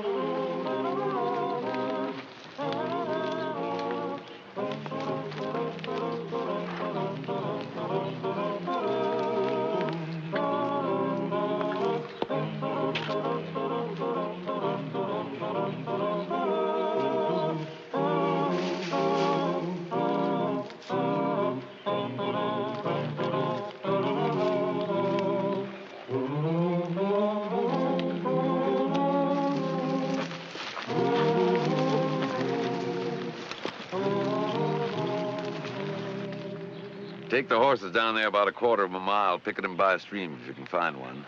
That far, Snaky? Yeah. Earp's going to be coming along here. I don't want no horse winnie to warn him. What about Holiday? Ain't him and Earp good friends? Doc Holliday's a good friend of mine, too. But he don't know where we're at. Now get these horses moving.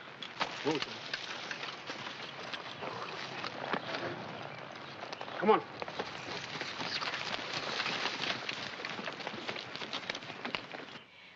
Wyatt's the only man John knows for a friend who goes to church and prays. John is ill. He can't live many more years. I think John holds to his friendship with Wyatt because he's just too stubborn and cantankerous to ask the good Lord for pardon. Wyatt's out there riding into an ambush. What Doc Holliday does about it will be a sort of a test case, won't it? I don't know. I can't honestly say what John will do. Well, what would you say if he threw in with the Grattan gang? Then he should leave Dodge and never see Wyatt again. We agree. We'll stand on that, Mrs. Holliday.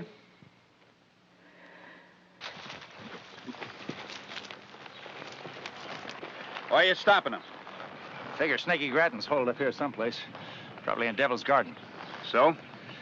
Well, there's no need of taking 6 men into an ambush. I figure we ought to stay here, send back to Dodge for at least 20 more good guns. There are not that many in Dodge. I don't want a lot of family men in a gunfight with Grattan. We're riding on.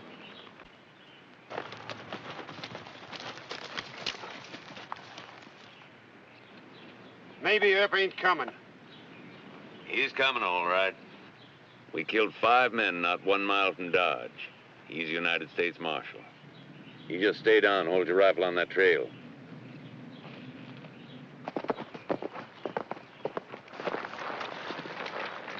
Call in the deputies.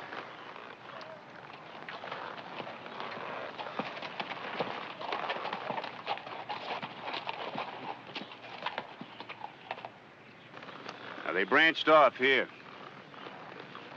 Everything indicates that Snaky's holed up in the Devil's Garden. I know that neck of the woods. If Snaky's as good a bushwhacker as Doc says he is, he'll be laying for us in that clump of brush and rocks over there, about a mile. Now, there's a trail that winds around and back in the rear of Devil's Garden about 5 miles. And we'll take that trail. We're with you. No, I'm going myself. Al, I want you to move within long rifle range and lob some bullets into that brush. You take the deputies. Well, won't that scare Snaky off? I don't think so. You just keep him pinned down. It'll take me about an hour to get around to the rear of him. What then? When you hear me call, you come running.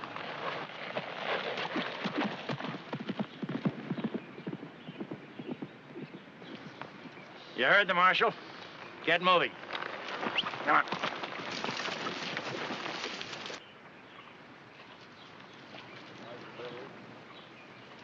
They're coming.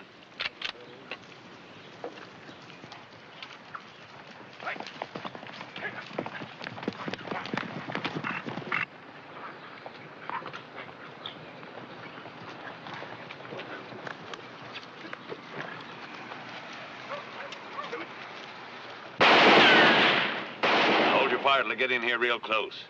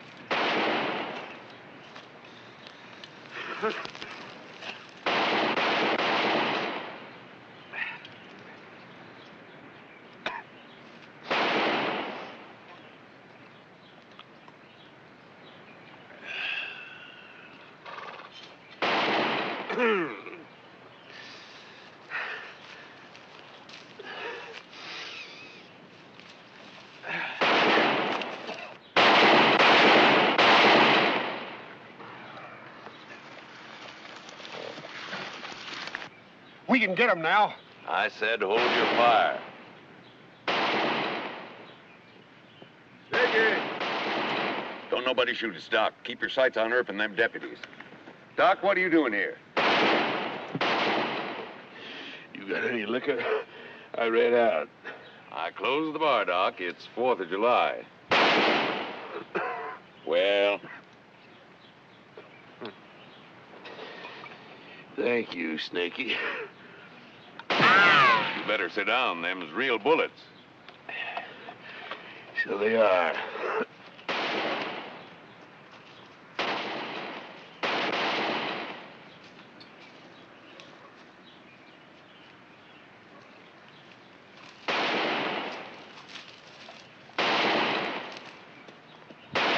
Snaky, they're close enough.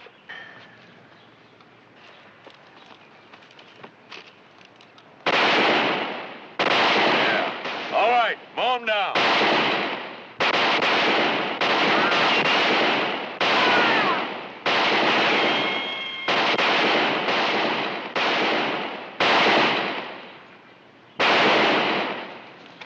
Down! Let him come and get us! Wyatt, better hurry. All right, load up. We'll charge him. That Earp is awful smart. He's smarter than you. Huh? If you were a smart man, Snaky, you'd head for Texas and turn yourself over to the Rangers. And get hanged? They can't pin that ambush on you. The worst you'll get's 2 years. Who's that talking, you or Earp? Don't be an idiot. You start killing peace officers and you will get the rope. Have you gone over to Earp?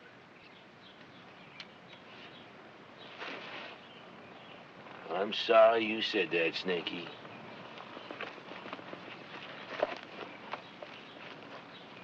That statement calls for a draw. Don't try, Doc. He makes a move for his gun, break his arm. All right, the rest of you, let's rush him. No!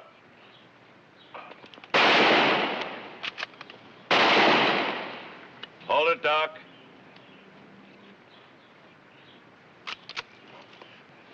Grab him! Now tell the rest of your men to drop their guns. Grab him! Use your head, Snaky. All right, we're whopped. Drop him.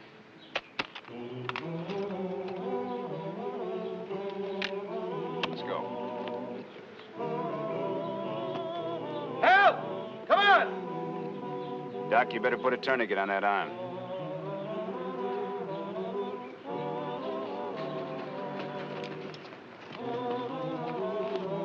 All right, let's get down the hill. Come on. Al, stay here and take care of these men.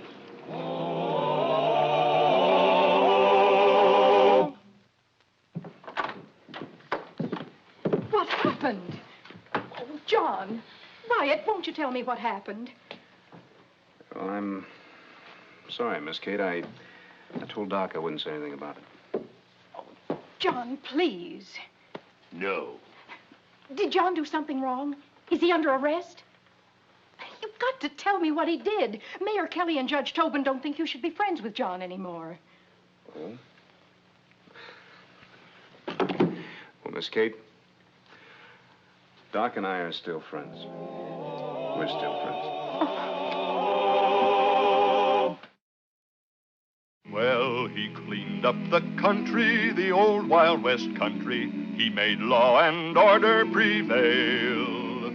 And none can deny it, the legend of Wyatt forever will live on the trail. Oh, Wyatt Earp, Wyatt Earp, brave, courageous, and bold. Long live his fame, and long live his glory, and long may his story be told.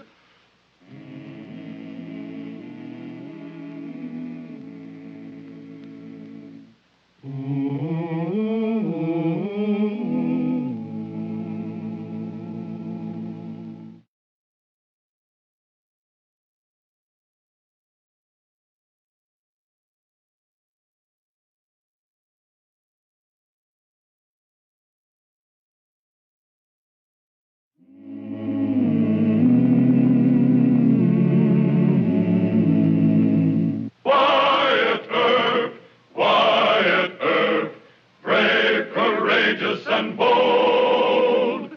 Long live his fame, and long live his glory, and long may his story be told.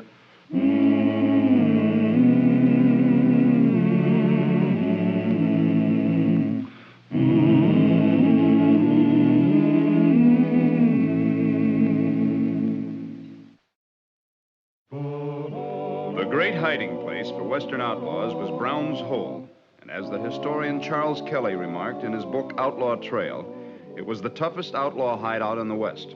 It covered the corner where Colorado, Utah, and Wyoming join. Not only was the hole a natural fortress, but the outlaws who camped there were the scum of all the cow towns and gold diggings from Texas to Oregon. We can't send a posse in there, Wyatt. We've tried it half a dozen times. There's only one way to catch Blackie Saunders. That's for a peace officer to go in there disguised as an outlaw. Now, if he's spunky enough... No, sir, Wyatt can't go. We need him here in Dodge. Mr. Mayor, he murdered a Wells Fargo guard. And threatened to kill a woman and a small boy if he talked about it. Nasty business. But Wyatt's chief deputy quit. And Sheriff Masterson is chasing bank robbers down in Texas. You're treating this case like a political issue. This is murder and the threat of murder. Those people identified Saunders. Sorry to intrude, Marshal. I'll see if Bill Tillman or Charlie Bassett can help us out. I'll walk you over to the hotel. Now, Wyatt? I'm just trying to be polite, Mr. Mayor.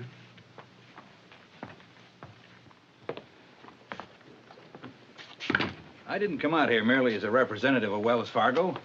We don't care about the money we lost or the mail that was stolen. But we're going to get that killer if it takes me 5 years to find somebody brave enough and angry enough to go in there and get him. Well, I'll get Saunders, Mr. Calvin. But I thought... I might have known how you'd really feel about it. I didn't want to argue with Mayor Kelly. When word shouldn't get around that I'm making a long trip. Of course. You get me a railroad ticket to Rock Springs. I'll outfit there. Will you need any help? No. I know what Blackie Saunders looks like. I want to see that man on the gallows, and I won't rest easy until he does hang. I'll get the ticket. That outlaw trail ran from Robber's Roost in the south to Hole in the Wall up north. In the 70s and 80s, many a long rider with a price on his head and the shadow of the hangman's rope on his face joined other desperate men in what they called the last hideout. There's fear in the air. Death is everywhere in the Badland. In the Badland. And white are the bones lost among the stones of the Badland. Of the Badland. They died who tried to find where the outlaws hide. In the Badland, the Badland, the last hideout of the outlaw band.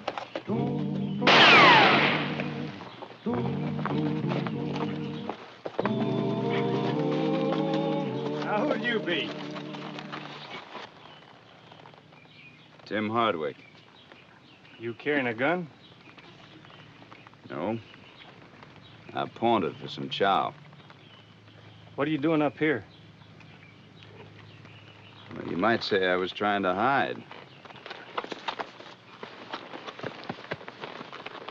Looks like he's telling the truth. He better be. Come on, fella, let's go. This way.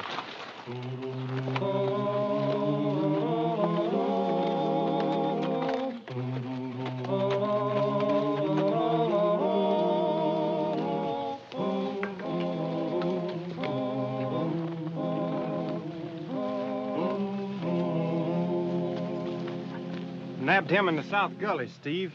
Says his name is Tim Hardwick. New man in camp. Line up. Just the way we have to do things, fella. Yeah. Take a good close look at him. Any of you ever saw him wearing a star, just walk him off a couple of yards and shoot him. If you got any other beef against him, let's hear it. You ever been in Wichita? I've been in a lot of places. Oh, Yankee, ain't you? What of it? I don't like Yankees. Oh! I said the war was over. Put it away. You take that gun away from him, and I'll fight him. We got as many Yanks as Southerners in this hideout. There are no arguments about the war. That's a rule. Yes, sir. Any of you recognize Mr. Hardwick? I never seen him. Lineup's over. You hungry? Yeah, sure am. Hey, Skittles. Yeah? Got another belly to fill. Sure. Go on. Rest yourself. Well, thank you. Where are you running from? Oh, several places. Like a real long rider, you and your horse. We got a couple of rules if you aim to stay in camp. Yes, sir. We start playing cards or drinking, we check our guns. Sounds like Dodge City. Yeah. I heard about that fellow Earp's rule. You and him ever have any trouble? Nope. Go ahead, eat.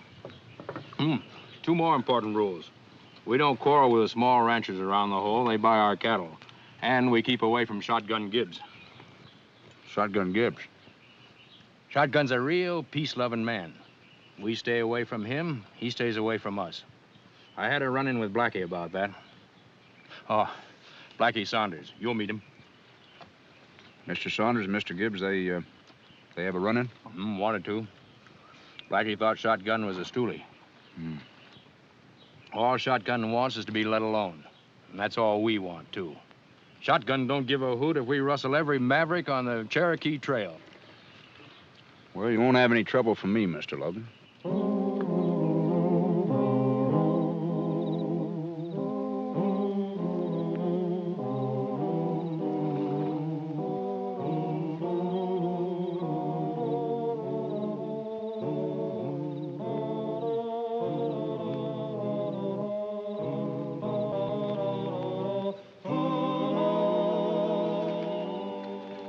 $10,000 reward for Tim Hardwick, who held up a Wells Fargo stage near Grand Junction, Colorado, May 27, 1879.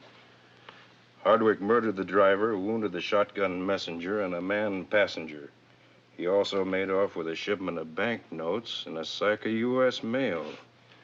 The reward will be paid for this man, dead or alive. J.T. Calvin, Vice President, Wells Fargo and Company. Stupid idiots. Blackie done it. He told me so himself.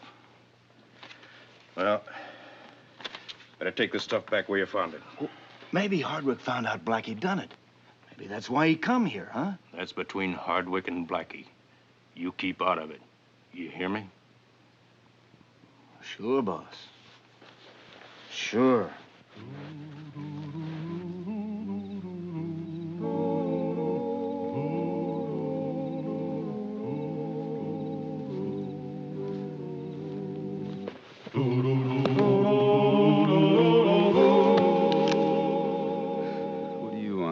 For picking pockets? You better get out of camp.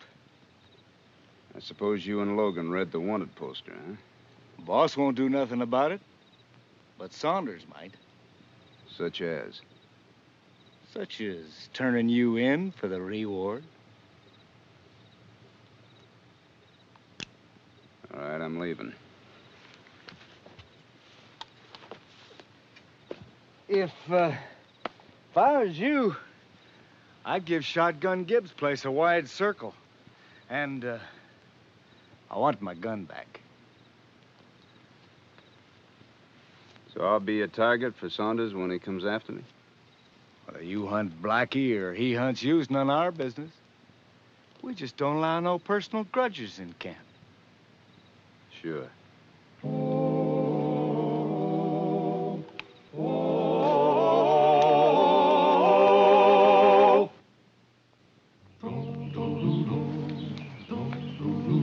Hunted men on the run, living by the gun in the bad land. In the bad land. Be fast on the draw, that's the only law of the bad land. Of the bad land. Blackie, I got some news for you, and it's worth money. I'm listening. Come over here.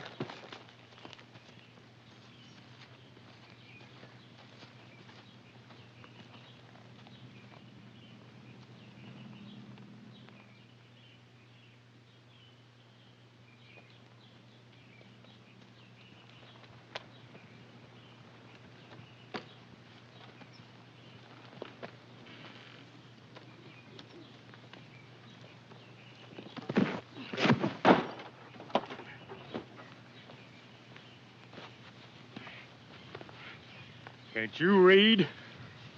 Yeah, I can read, Mr. Gibbs. Now, I'm a peaceable man. I love peace. Oh? But if I don't learn you, I'll have all creation a-riding in here. You any good with your fist? Oh, pretty good. Well, that's a relief. Because I sure hate to whip a man who can't put up a decent fight. Wouldn't you like to talk a little bit first? Nope.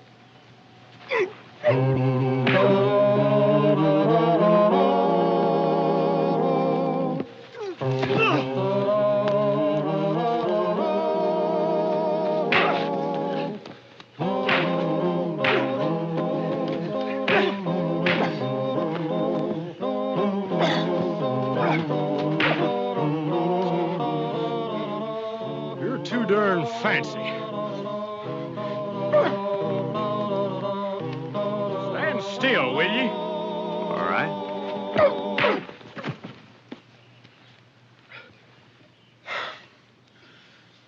You're too darn good with your fists. Now, why don't you just agree to a little conversation, huh? I come out here to get away from talk.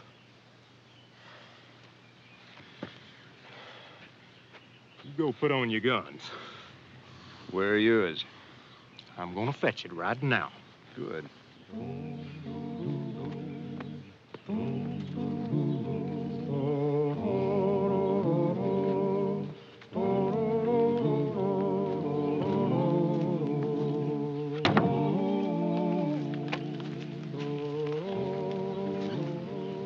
Ain't you got a 45? I like this.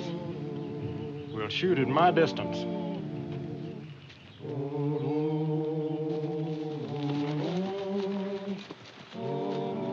Turned off toward Shotgun's place. I told Steve that shotgun couldn't be trusted. I bet he put Hardwick onto me. Come on, let's ride.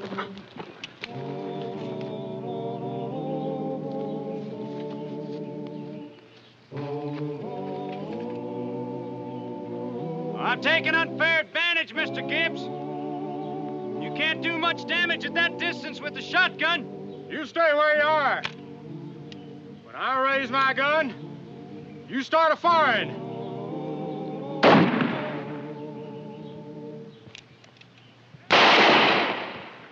You've had enough, Mr. Gibbs.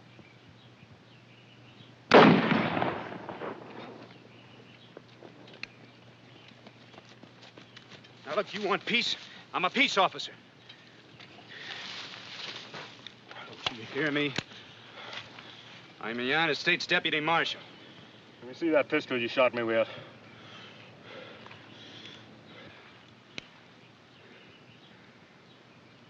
"12-inch barrel.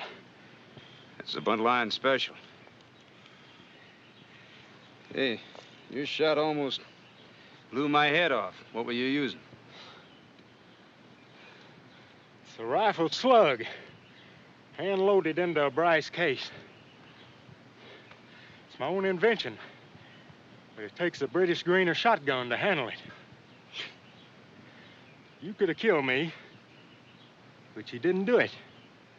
That makes me beholden to you. Well, you'll have a chance to get even, Mr. Gibbs. Here. Come on, I'll patch that arm up.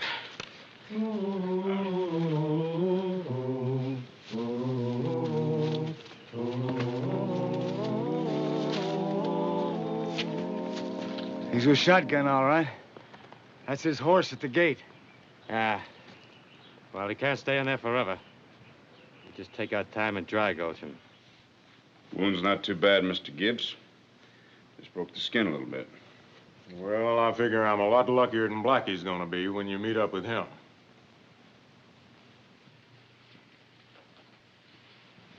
Threatening to kill a woman and a boy. I know Blackie was a mean un, but I thought he drawed the line somewheres. Well, he didn't. So the law draw a line around his neck. Blast it. A man like me can't find no peace, no place. Kansas City, Abilene, Amarillo, Denver. I tried them all. Well, there's no peace without the law, Mr. Gibbs. That means argument, force, shooting and killing. Well, the law is force when you reason it out. Well, shouldn't have to be that way. No, sir, it shouldn't. But you just can't tell a fellow like Blackie Saunders not to rob and murder people. You gotta let him know that if he murders, that the law will... That's my mule, Roscoe. He's better than a watchdog.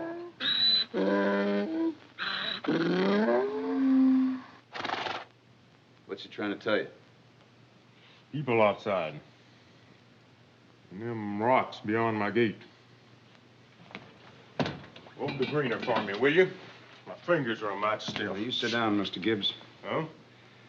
That's probably Blackie Saunders and a fella called Skittles. They think I'm worth $10,000 to Wells Fargo. Is that your back door? Yep. I'm going with you. No, you stay here. Logan trusts you. You'll be a lot more use to me later. To pay back? With interest.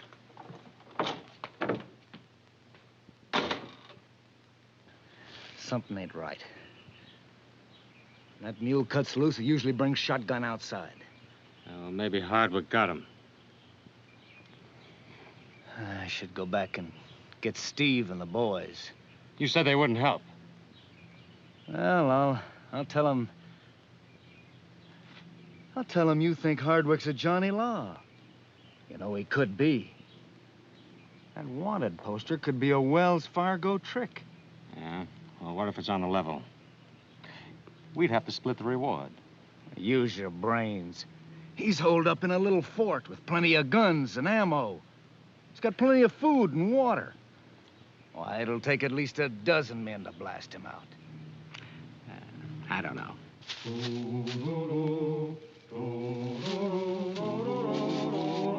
All right. Do it your way.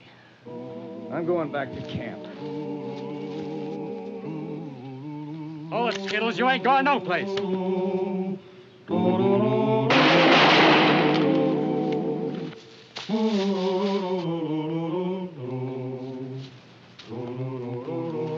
Halt! Halt!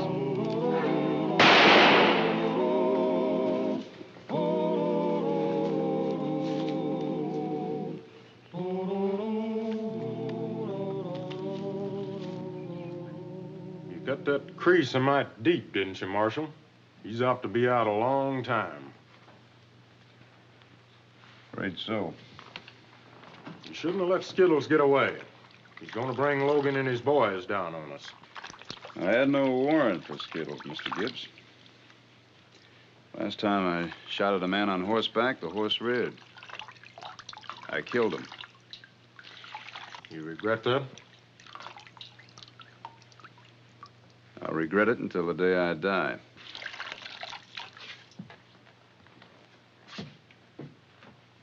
Well, you're the first John Law I ever heard say anything like that.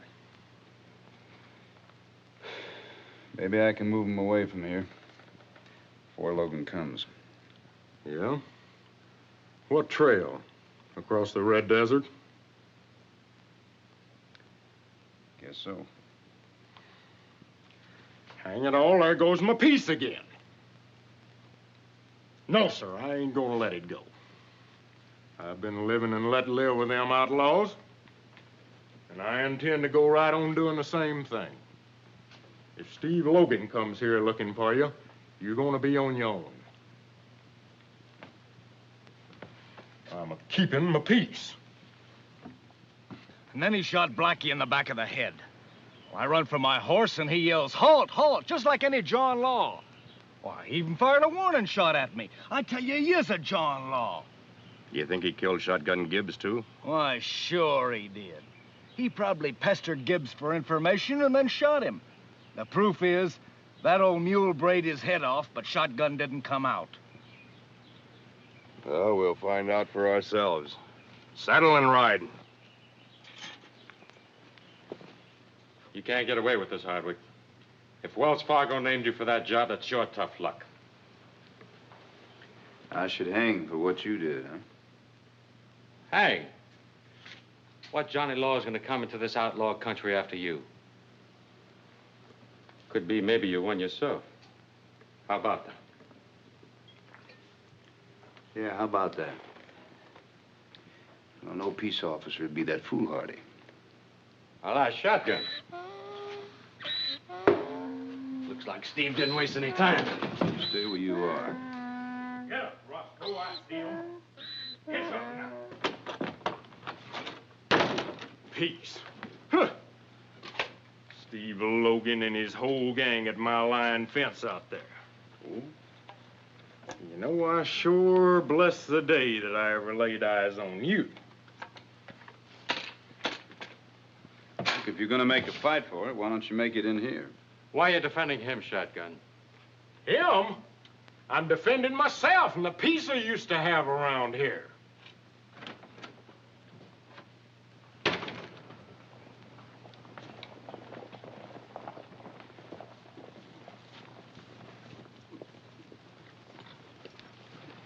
You're sure a sight for sore eyes, Shotgun. We was afraid that Hardwick might have done in with you. Hardwick? Saunders? Huh! You busting our agreement, Steve? What do you mean? The Brown's Hole boys was to stay out of my way. It still goes? Yeah? Blackie and Skittles there tried to bushwhack that fella right outside my gate. Hardwick's a Johnny Law. I still say that... shut up. What do you know about the fellow, Shotgun? He's an outlaw, the same as the rest of you. Claims he's being blamed for something Blackie did. But just as soon as Blackie's well, both of them are getting off my place. Now, Steve, you want to interfere with that? No, we'll let Hardwick settle with Blackie. Sorry to have bothered you, Shotgun. Let's go.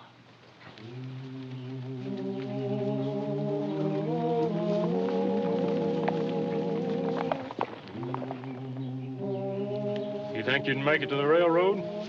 I'll do the best I can. That won't be good enough. Got a lot of friends between here and Green River. We're even, Mr. Gibbs. Well, don't go and get yourself killed. I doubt if I'd fret much about it. But I might. Peace be with you, Mr. Gibbs.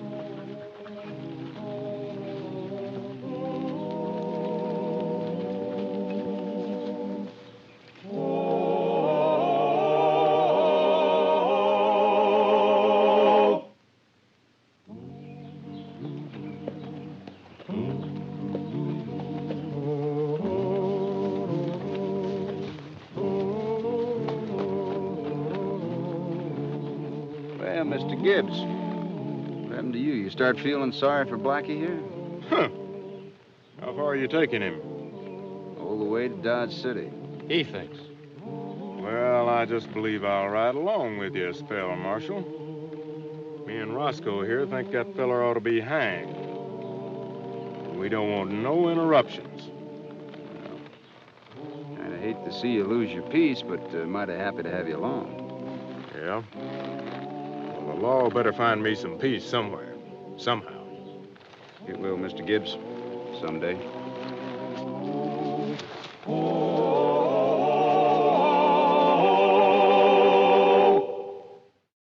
Well, he cleaned up the country, the old Wild West country. He made law and order prevail. And none can deny it, the legend of Wyatt forever will live on the trail. Oh, Wyatt Earp, brave, courageous, and bold. Long live his fame, and long live his glory, and long may his story be told.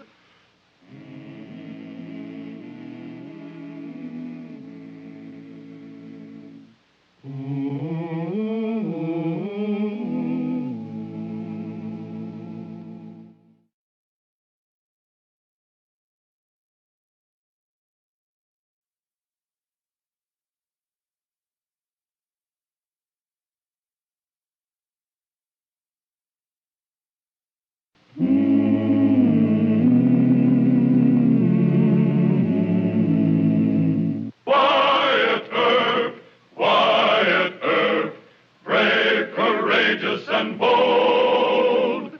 Long live his fame, and long live his glory, and long may his story be told.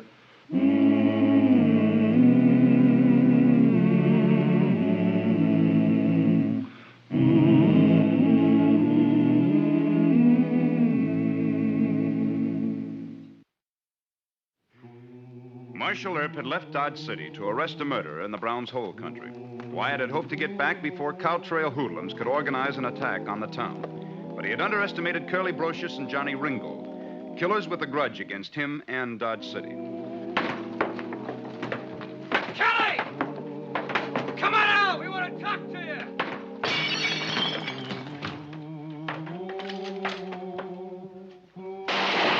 Why, those dirty... They'll gun you, Jim. We won't hurt you, Kelly. We want to make a deal with you. I'll face them. Cover me. If they shoot, get Brocious and Ringgold. That's the least you can do. All right, I'm listening. Come closer. I'll do that, too.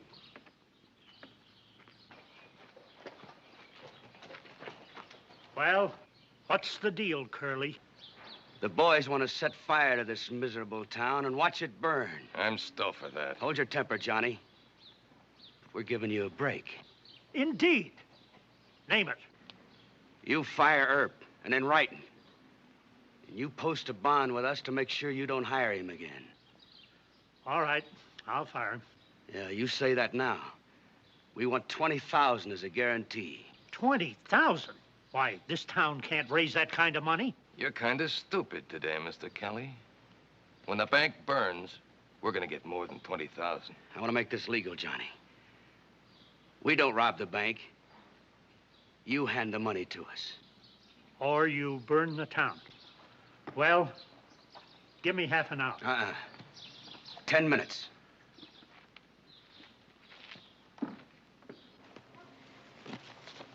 This man's gonna hang for murder. You pull him back there in the brush. Hold him until I come back. As Mr. Earp says, you turning me over to an engine, why, he'd kill me for my boots. He wouldn't touch you.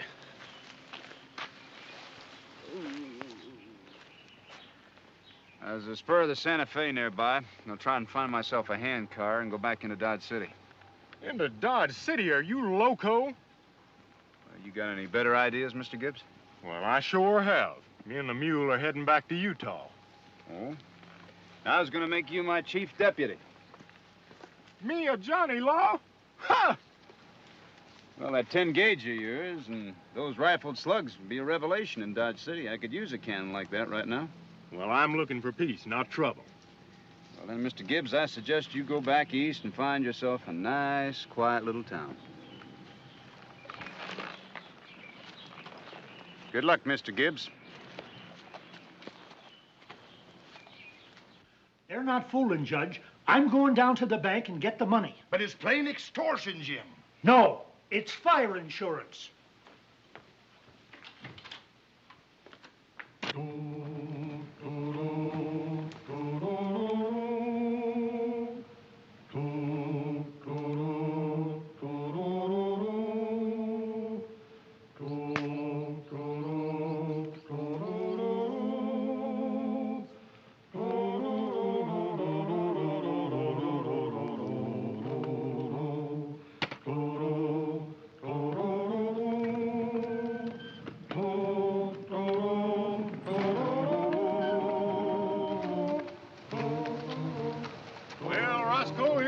Turn west. Can't do Earp no good now. Darn fool, he's just the same as dead. Oh, west, Roscoe! West! You don't care nothing about Earp. This here trail into Dodge is just easier, that's all. All right, you go into Dodge. You'll get your dadgum ears shot off. All right, you long-eared fool. If you want to go into Dodge, let's go. Ain't no time to waste. Get moving.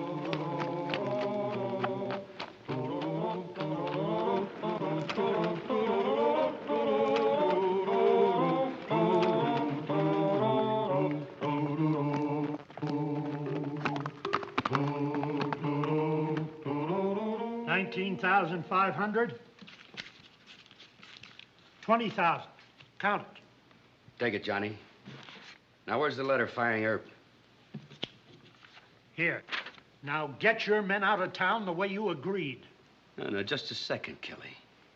You fire him, but you don't say why. Write that you're firing him because he's a coward and a thief, and he's got bad moral character.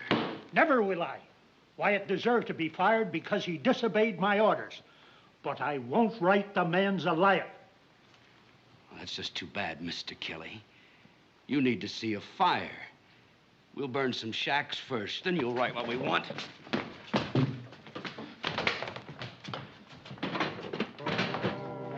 No. Without Earp to lead 'em, nobody'll fight.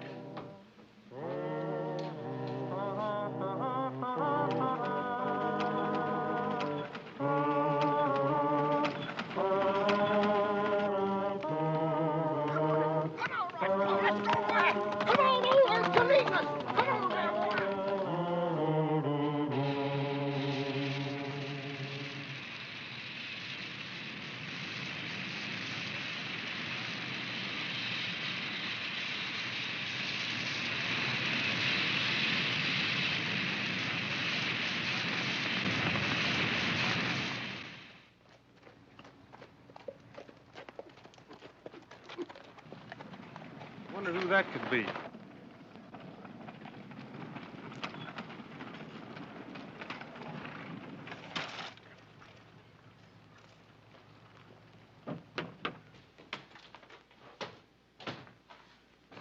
I couldn't see.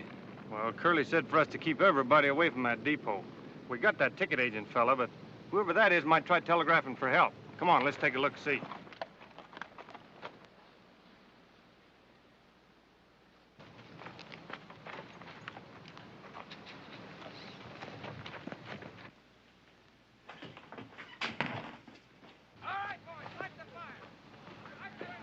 Hey, look at that fire.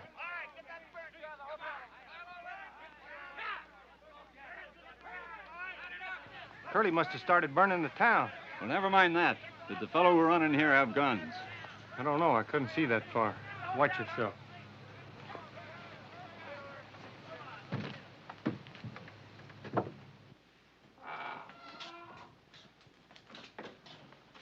Maybe he's in that baggage room. Take a look, see.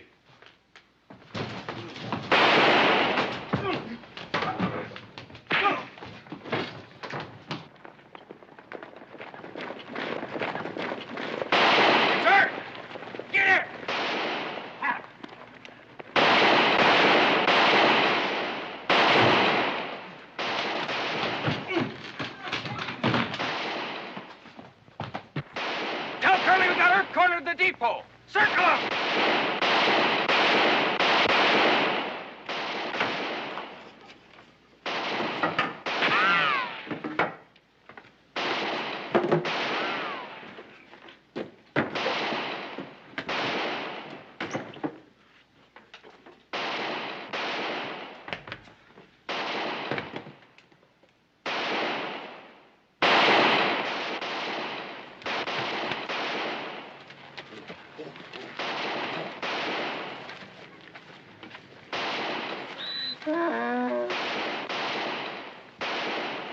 Come out of there, if you ain't got a chance!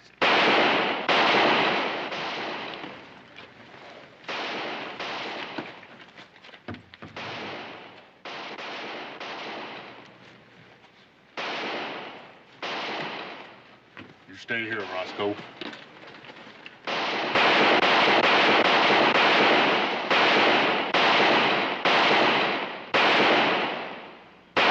He's in the baggage room. Move it to the ticket office.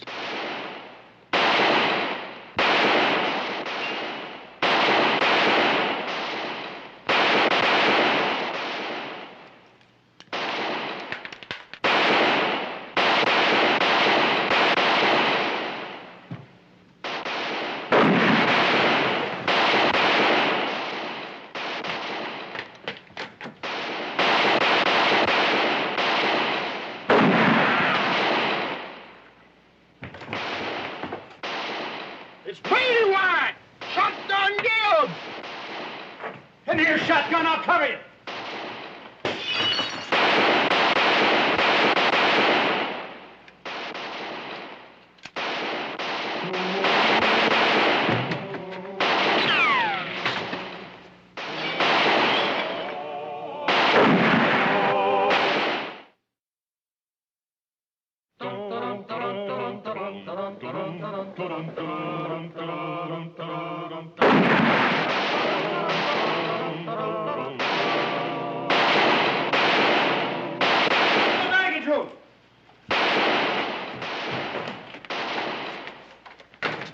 Kind of cornered in here, ain't we? Oh, they're cornered. Come on.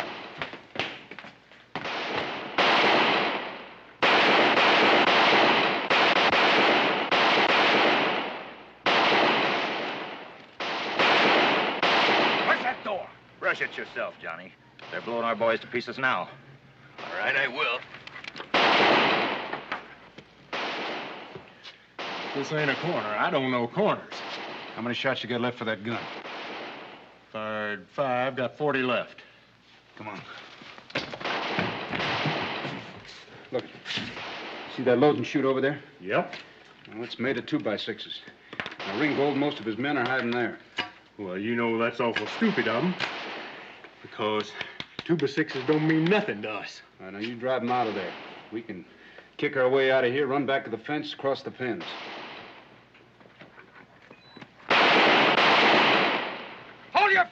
boys. Hold it! Curly's on his way with more boys.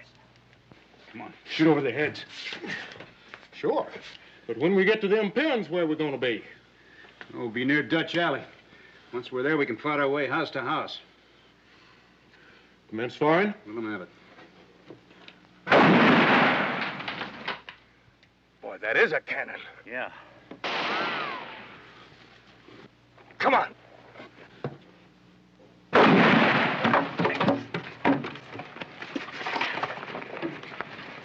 Take it easy, John. Come on.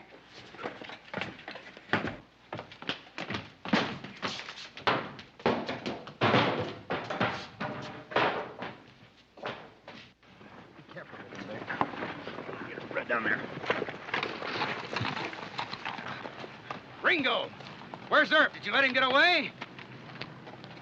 You hit Johnny? Listen, they got a cannon.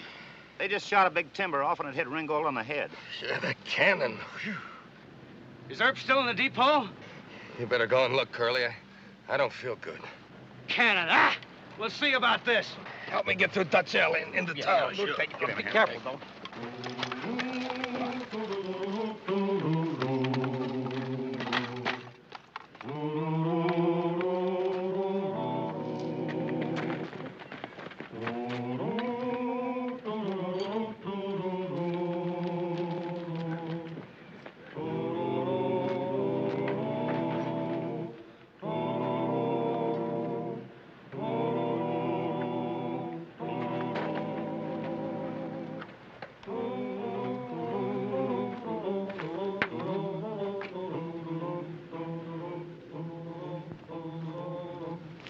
Go on, burn the whole place. Get it over with. Curly said to watch you. We'll go to the depot and see what's next.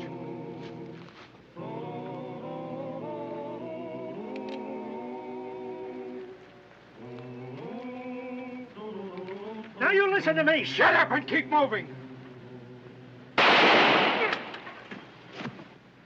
There, Kelly, over there. Sounded like Earp's bunt line. He can't be far away.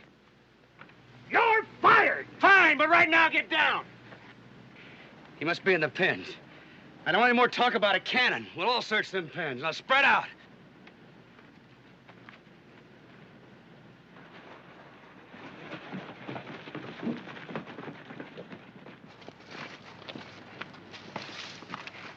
Look, I'm gonna make a run for Dutch Alley. They'll come after me. The two of you hide behind that feed bin over there. Now, as soon as they come into Dutch Alley after me, two of you take off for that wagon where they put the guns. Here. Now, no more shooting. Been enough killing already. Let's go.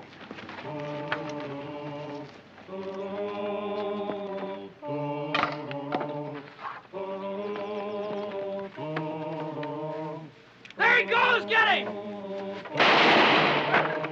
Come on. Get him.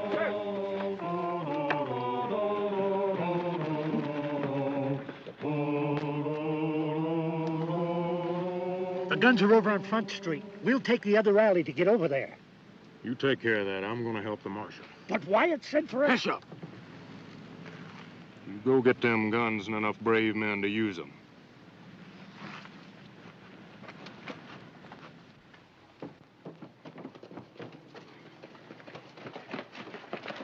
No use hunting Earp through every rat hole in this town. It's just what he wants. Ah, you're scared of Earp. Yes, so are you. Only I got sense enough to quit while I'm still ahead. Look, we got the 20,000. Let's get our horses, fire the town, and ride. Yeah, we got the money. Get your horses. We're riding out. Wyatt's back in town. Come out and fight. Get those horses off the street. Come on, boys. Come on and fight. Grab a gun from the wagon.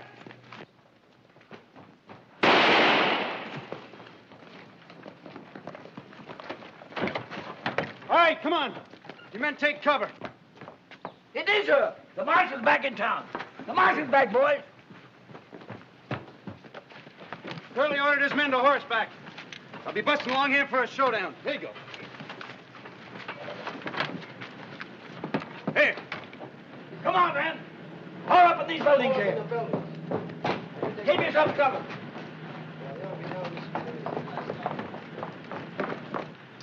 Shotgun, take these horses on down to Front Street. Let's go. Get in the back of them here.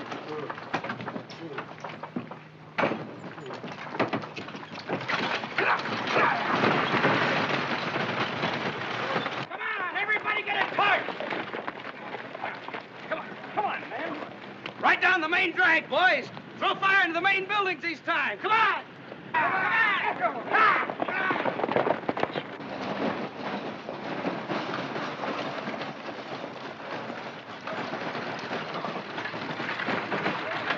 Oh, come on. Unhitch the wagon, Mr. Gibson.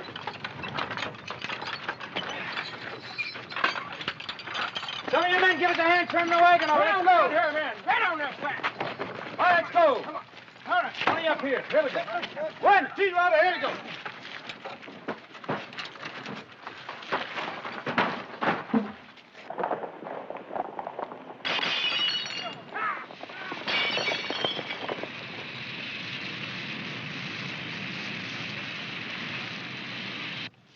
Now remember, we want to take him alive. Shotgun, you hold your fire. There's been enough killing already. That suits me. I've had enough.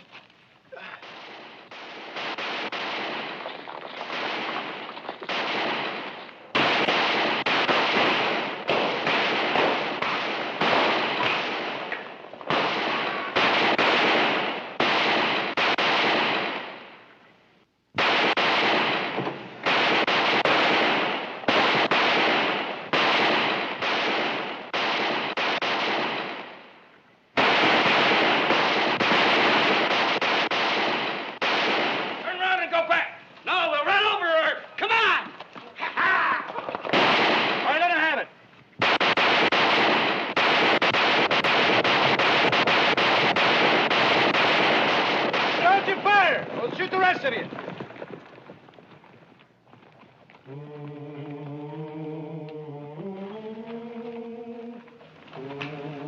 Take that man up.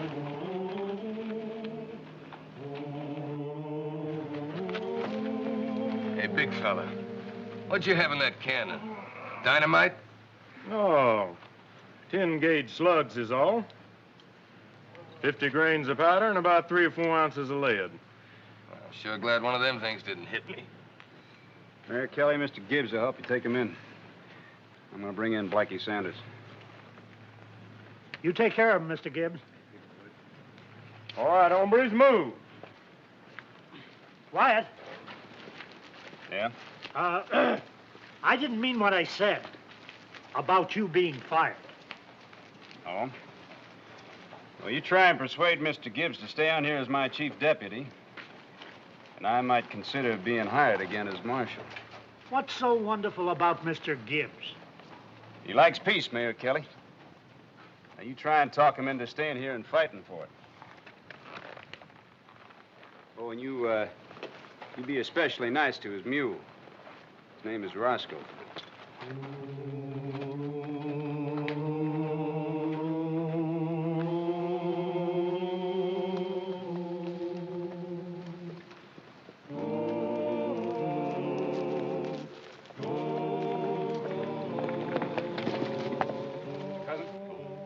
Right, Mr. I see smoke. Hear guns from Dodge. That gag looks too tight. You better take it off.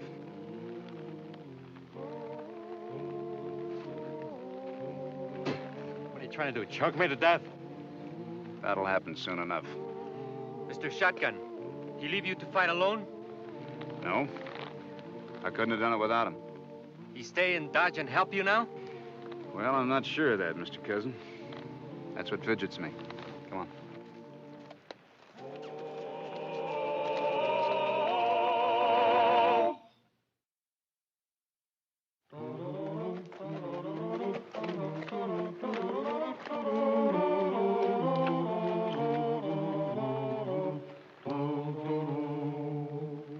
Big necktie party. I thought you said you were going to give me a trial. They must be out of their minds. This is Shotgun's doing. Here comes Earp. You better cut us down. Earp don't go for this kind of rough stuff. Hey, sir. You all deserve a real hanging.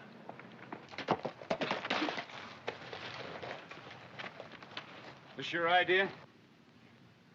Yep. They call it sacking on Outlaw Trail. Mr. Gibbs insisted, Wyatt. He said he wouldn't hire on as chief deputy unless he could sack him up. Ain't no law that says we gotta be punished this way. Well, I think it's a good idea. You got a star? Yes? Well, give it to me. Here you are, Mr. Chief Deputy. Well, thank you, Marshal. Well, Mr. Brocious, Mr. Ringel, I'd like to have you meet Blackie Saunders. He murders people in cold blood. When he swings, he won't be standing in a sack.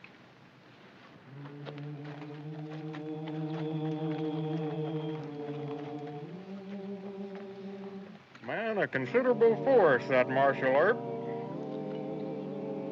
He's learned me what a peacemaker has to be.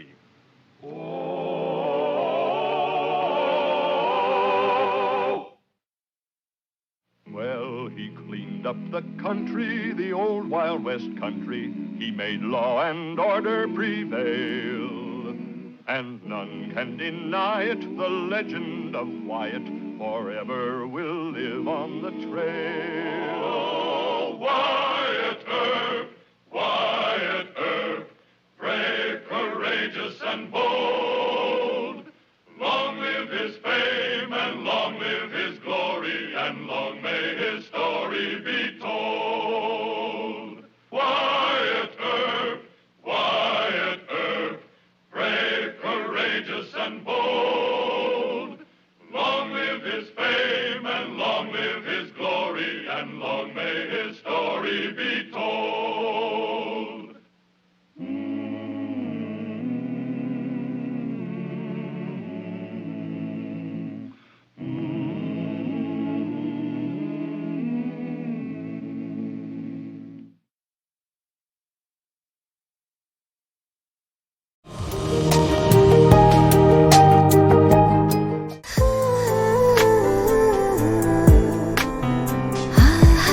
আপনি কিন্তু দেখতে যথেষ্ট সুন্দরী একজন মানুষ, দেখতে বেশ romantic, যেন শেক্সপিয়ারের নাটকের কোনো নায়িকার মতো। ভেবেছিলাম, কিন্তু আপনি তো পুরোটাই মর্মান্তিক। যে কোনো মানুষ আপনাকে দেখে মর্মাহত হতে পারে।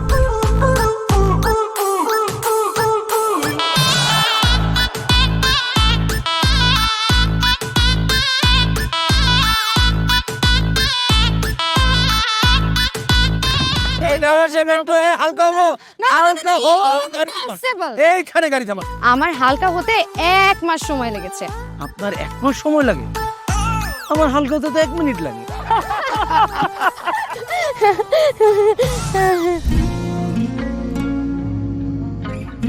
আমার কাছে মনে হয় জীবনসঙ্গী এমন হওয়া উচিত যার সাথে আপনি প্রতিটা মুহূর্ত উপভোগ করতে পারবেন, সারাক্ষণ খুনসুটিতে মেতে থাকতে পারবেন,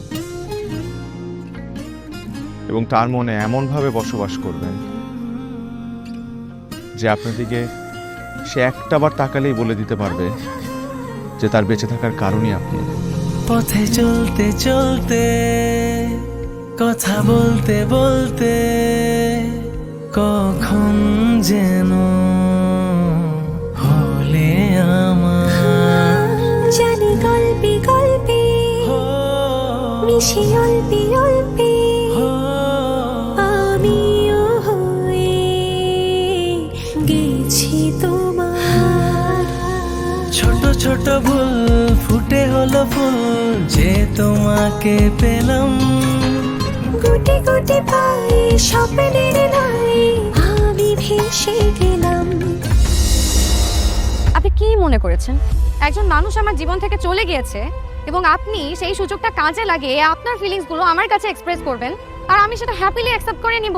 এই হচ্ছে আপনার বন্ধুত্বের নমুনা? রোদের পাখি তোর শহরে, আমার মনের স্বপ্ন ঘিরে। ওরে পাখি ওরে সারাক্ষণ, তোর শহরে বৃষ্টি হলে ভিজে আমার মন।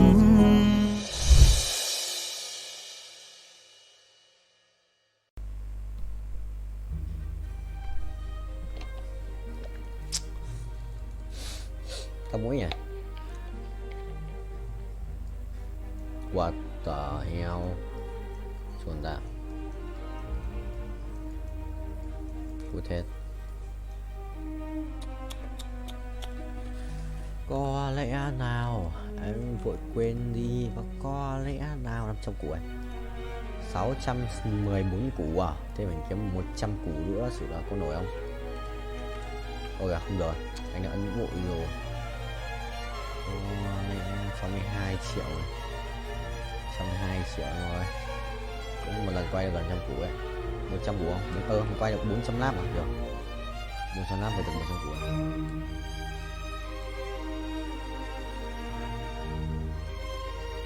Lớp vùng nào?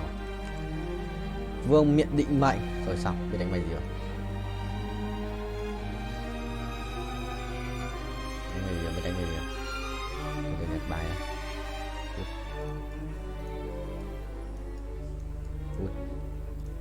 Có lẽ nào em vội quên đi, và có lẽ nào quên đi, có lẽ nào anh trong tâm trí em.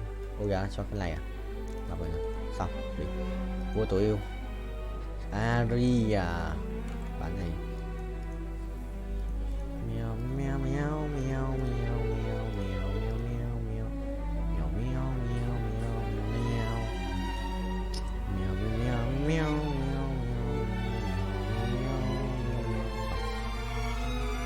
mèo. Phải đét. Xong. Đẹp. 598 củ chưa đủ, chưa phải là tất cả. Mấy thằng ấy ra quát lipet ở cái map 2 này xử có đéo gì. Trốn. Cái pet thì yếu như lợn. Anh khinh. Yes, khinh. Beat ITCS. Big. Ai à, Torres. Xì. Điều sao Torres. Xì. Ra Torres rồi xì. Xì guys. Cút. Xì ra Torres à? Chưa. Ok. Lần nào cũng phải lắp cái danh Gasol. Big IC Pasikia.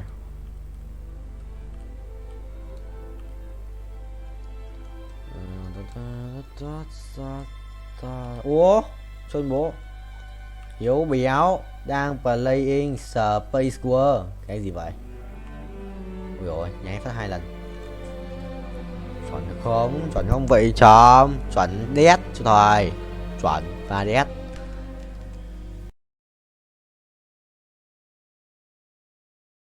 ভালোবাসা সুন্দর, ভালোবাসাও সুন্দর। মানুষ নিজের অজান্তেই ভালোবেসে ফেলে।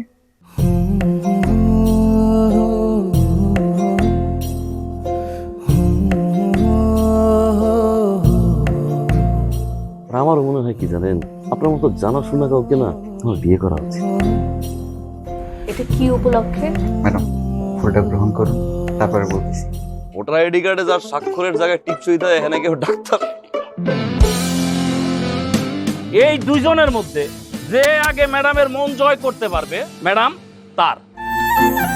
একদিন না দেখলে তোমায় বন্ধু আন্ধার লাগে সব, তোমার এই প্রেমে এমনই টান। রোগীদের তো ডক্টরের কাছে আসলে ব্যথা কমে যায়, আপনি তো উল্টো হলো কেন? আপনি কি একটু উল্টা? তোমায় ছাড়িয়া যাব মরিয়া, তোমায় ছাড়িয়া যাব মরিয়া, যেও না বন্ধু আমার ভুলিয়া। আমার মনে হয় আমার সমস্যা কপালে। ম্যাডাম, আমার কপালে নেই, আমার কপালে আছে দাগ।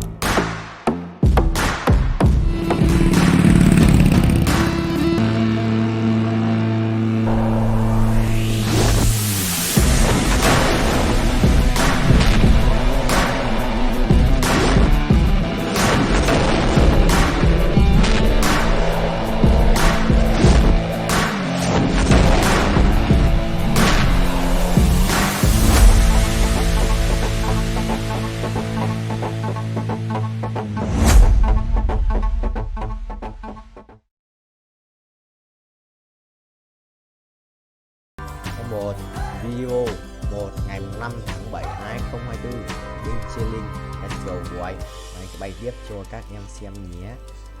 Ok, phải để tự lại.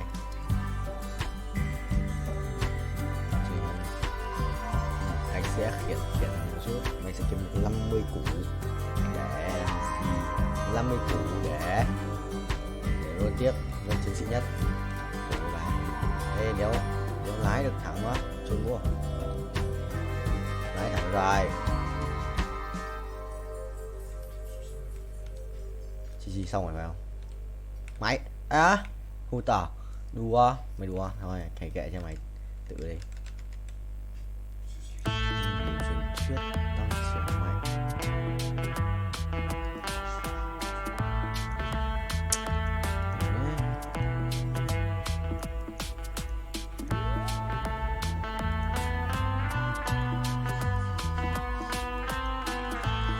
Cách xa sử binh nhé.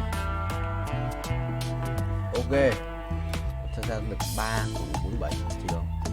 Cộng 3,17 nhân trừ 20%. Rồi tầm chơi được 20%. Đây là nạp chút năng lượng chung qua bản thân. Vậy chỉ lên 127 triệu đồng nào. Triệu quét à? Đây chơi lên ở đây, đuổi 2 cái màu vàng. Rồi xong. Bay cao như thầy. Mình kéo vậy.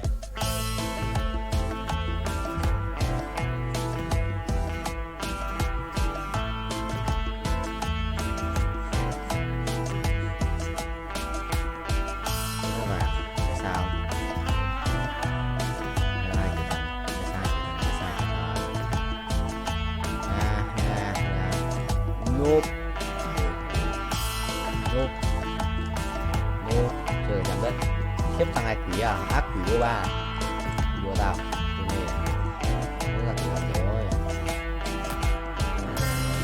Dọc rồi.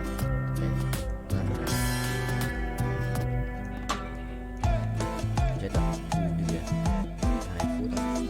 2 phút hơn của pháo. Mày. Đấy. Mày. Cộng 10 cho thầy.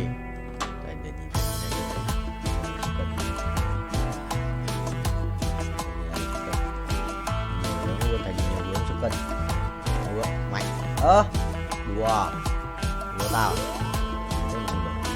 mày hàng nào rồi không bao nhiêu đấy rồi ngã chéo mà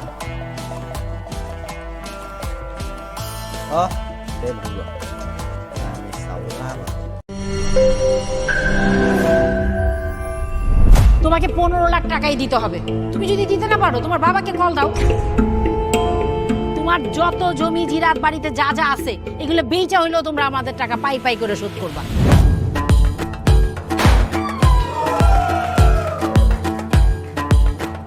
একটা ব্যাপার কি খেয়াল করছো শহরে কিন্তু দুইটা রূপ রাতের এক রূপ দিনের আরেক বেঁধেছি ঘর হৃদয়ের পর গাঢ় সবুজ ওই গহীন বনে আরে ব্রো সবসময় চিল থাকতে হবে কিচ্ছু মাথায় নেওয়া যাবে না ভালোবাসা হচ্ছে একজন আরেকজনের উপর ভরসা করে একজন আরেকজনের হাতের উপর হাত রেখে এই জীবনটা কাটিয়ে দেয় কিছু মানুষ এই রাত জেগে থাকে আর টাকার বিনিময়ে সুখ খোঁজে বসুন এখন তো সিরিয়াস হওয়া উচিত তাই না আমি তো কোথাও যাচ্ছি না পার্টি করতে তুমি কেন যাচ্ছ কেন বন্ধ করতে পারতেছো না বলো তো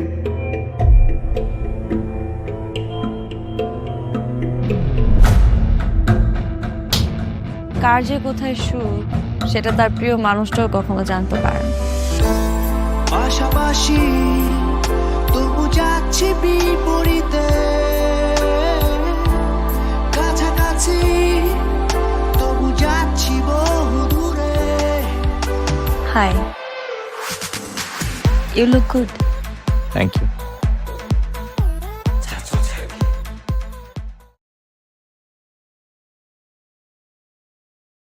này sao thế nhỉ sao thế ít ít đổ bùm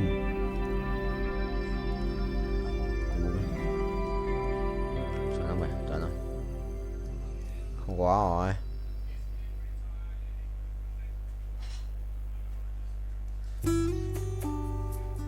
rồi cút xong cút Mèo mèo mèo mèo mèo mèo mèo. Cái gì đấy? Lò đắc bù làm mau vậy anh? Chuẩn không vậy. Thầy lái nha, thầy lái tốc độ cao xem con lái không? Từ từ.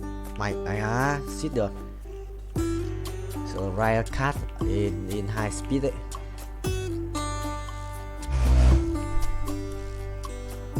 Chuẩn không? Đây á, không được. Sửa tốc độ cao. Tốc độ cao đét mà. Rồi một lần, hai lần thứ hai. 300 lap à? 400 lap. Chuẩn không thầy? Chuẩn không? Chuẩn không?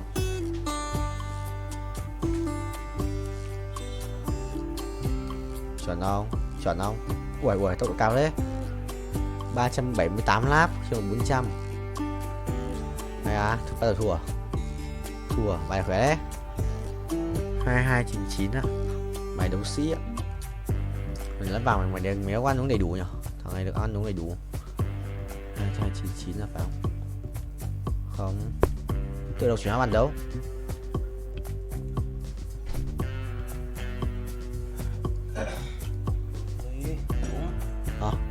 Đúng đi em. Lũm.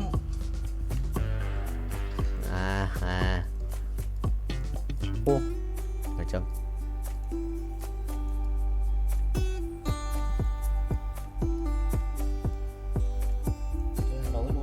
Này em thua rồi. Chuẩn bị ăn đi sang chuối.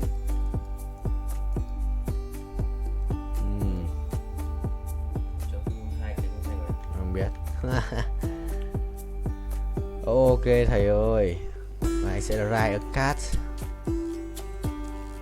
Lâu rồi, 15 phút. Well played bro. Mày lái luôn đấy, lái bình vua lái racing boy.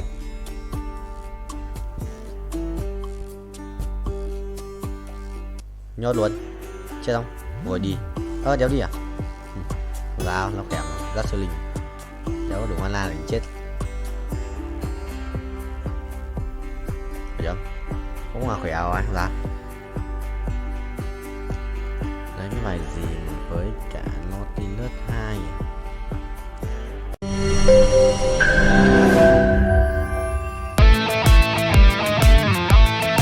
দরকার পড়লে একটা রিকশাওয়ালাকে বিয়ে করবো, তারপর তোকে বিয়ে করতে তুমি যদি মরে যাও আমি তোমাকেই বিয়ে করব।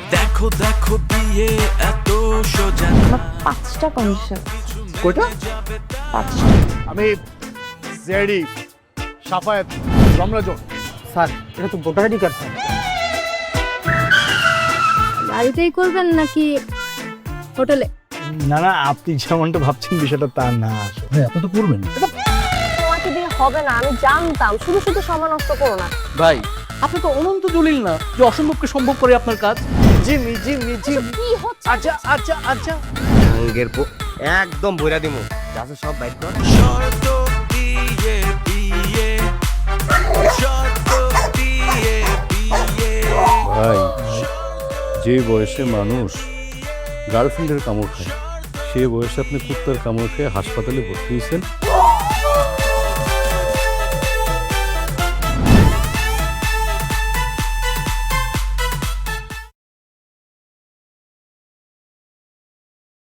Chả kiếm gì đấy mạnh nhất rồi.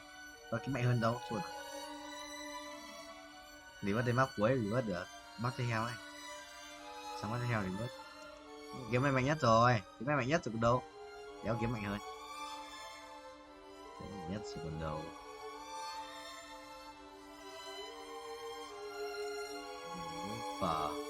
Lúc không. Một lúc vào. Nót không.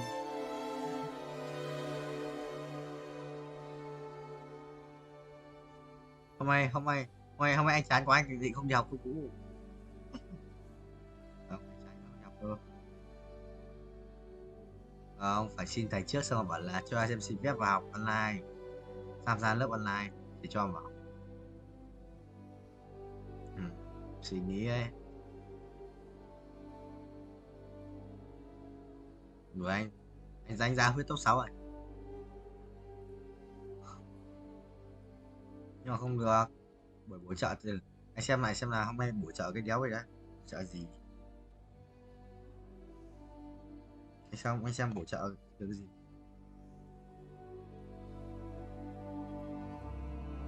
Tuấn không nghe đâu, nó tắt nghe mà nào. Đâu? Rồi mà.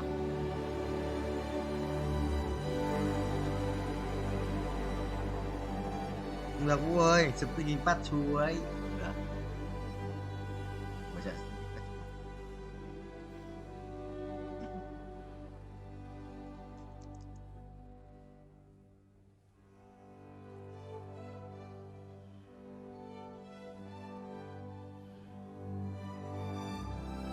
sẽ đi bắt chu.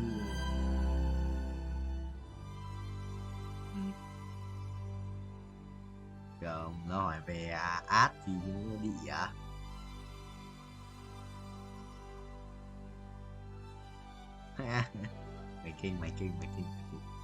mày kinh.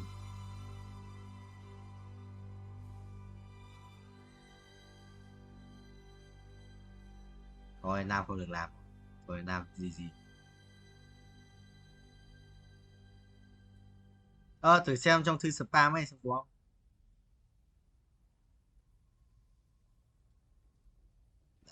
Thấy chưa, thầy bảo cái chú lúa đây, cái chú lúa điên.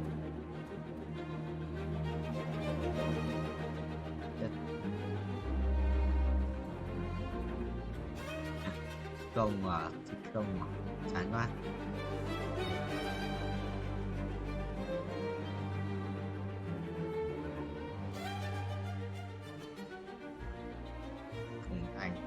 Thành anh tưởng là anh tưởng Phùng Thanh Độ cơ, và Phùng Thanh Độ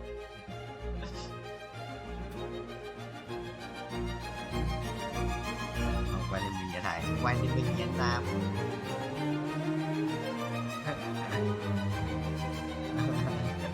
Vũ tiền rồi.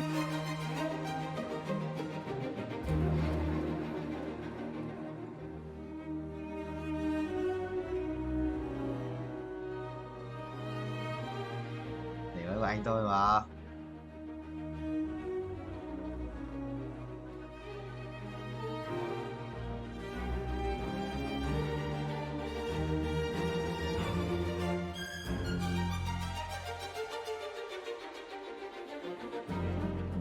Mấy quàng áo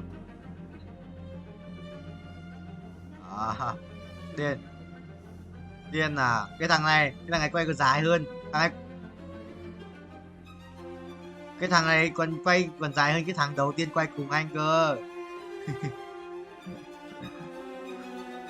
Thằng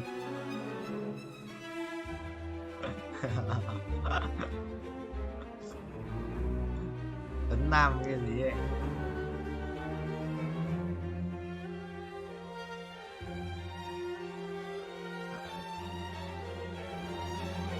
Không bị vết là xong rồi.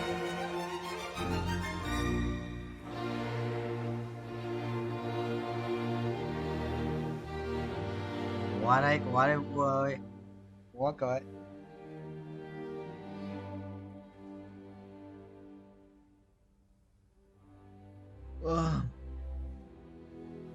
Tập tới sau đấy bị đau Vũ ạ. Nó xong ngủ dậy. Rồi xong ngủ dậy không bị đau.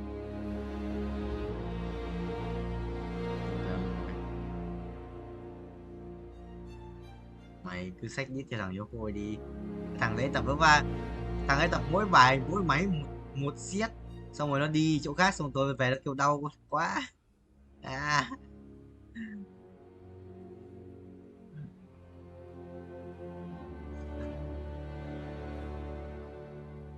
Mày nhót. mày cứ đi thằng yêu khôi. Ôi kìa. Phải.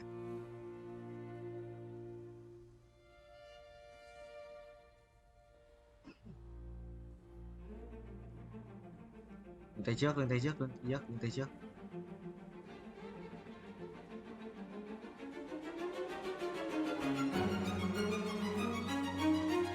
Mày bỏ là lưng tay sau bởi vì mày thấy lưng cả tay sau đó là sau của em.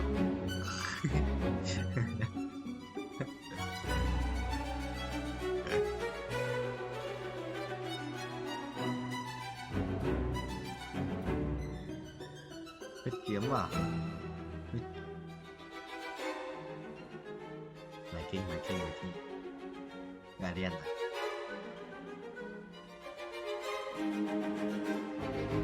Đó. Tao biết tao bị over mà sao?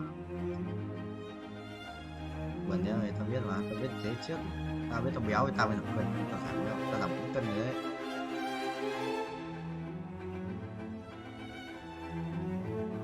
Nhầm không phải, nhầm vậy.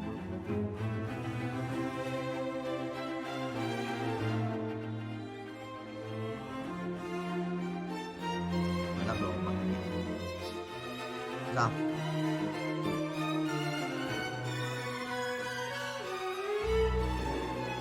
À. Bị mất thì danh hiệu của cháu gì nhỉ? Danh hiệu đâu mày? Đấy, daily tôi có tời heo, mai sẽ được một con OP tiếp à? Danh hiệu ở đâu đâu? Sai sổ à? À đây đây. Vua X 252 block 9.000 block, coi 3 tỷ 2. Anh quỷ vương với lobby nè.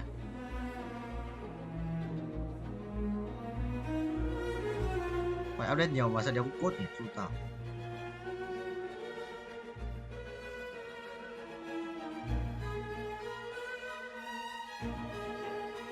Cái gì? SMM. Đi qua mẹ mày. Đi qua mẹ.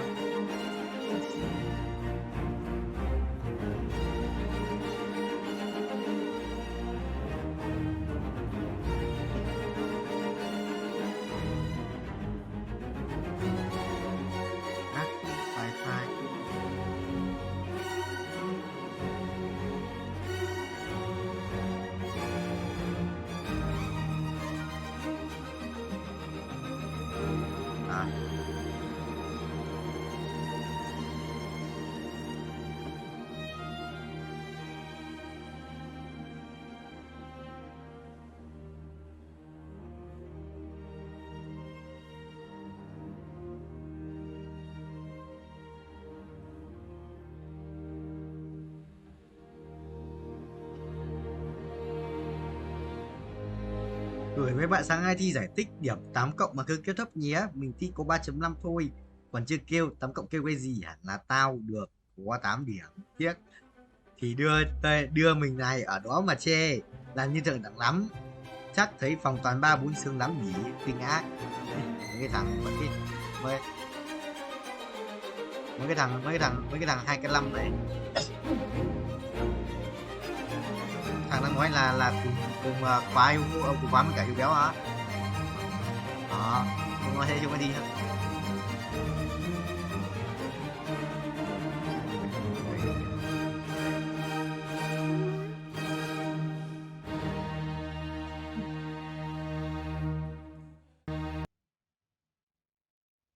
Sao Vũ thì anh nói bị dính nhà ám với Trình Nam? Không sao, để thầy tắt mic thằng này.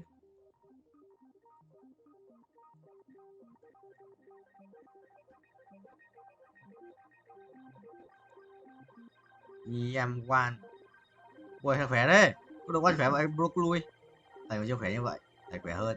À, ánh sáng. Nhót.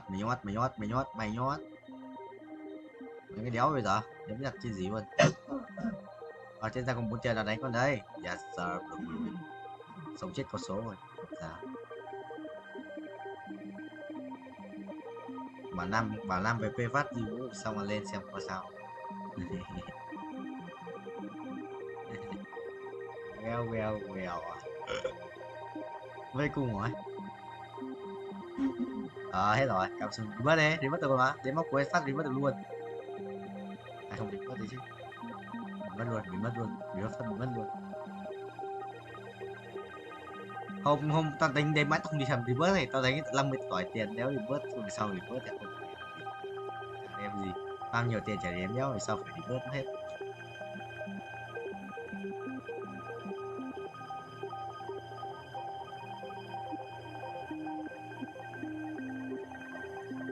Mỹ thuật anh có minion này.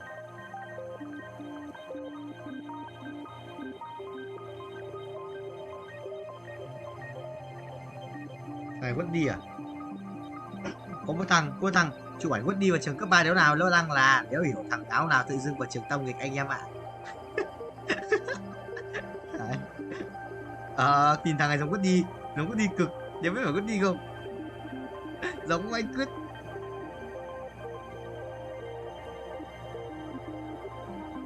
Chẳng Woody thật thì sao ấy? Woody mà, nhưng mà nhìn nó béo béo hơn mọi lần ấy.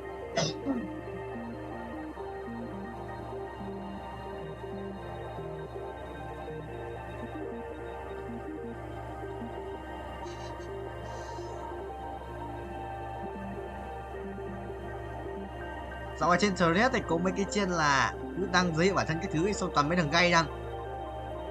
Nếu hiểu mấy thằng gay làm nhớ gì này. Nó cứ đăng là mình một biết bao nhiêu ấy, đăng 1 tỷ cái giới thiệu bản thân ra ấy, xong rồi thích con trai với cả bisexual,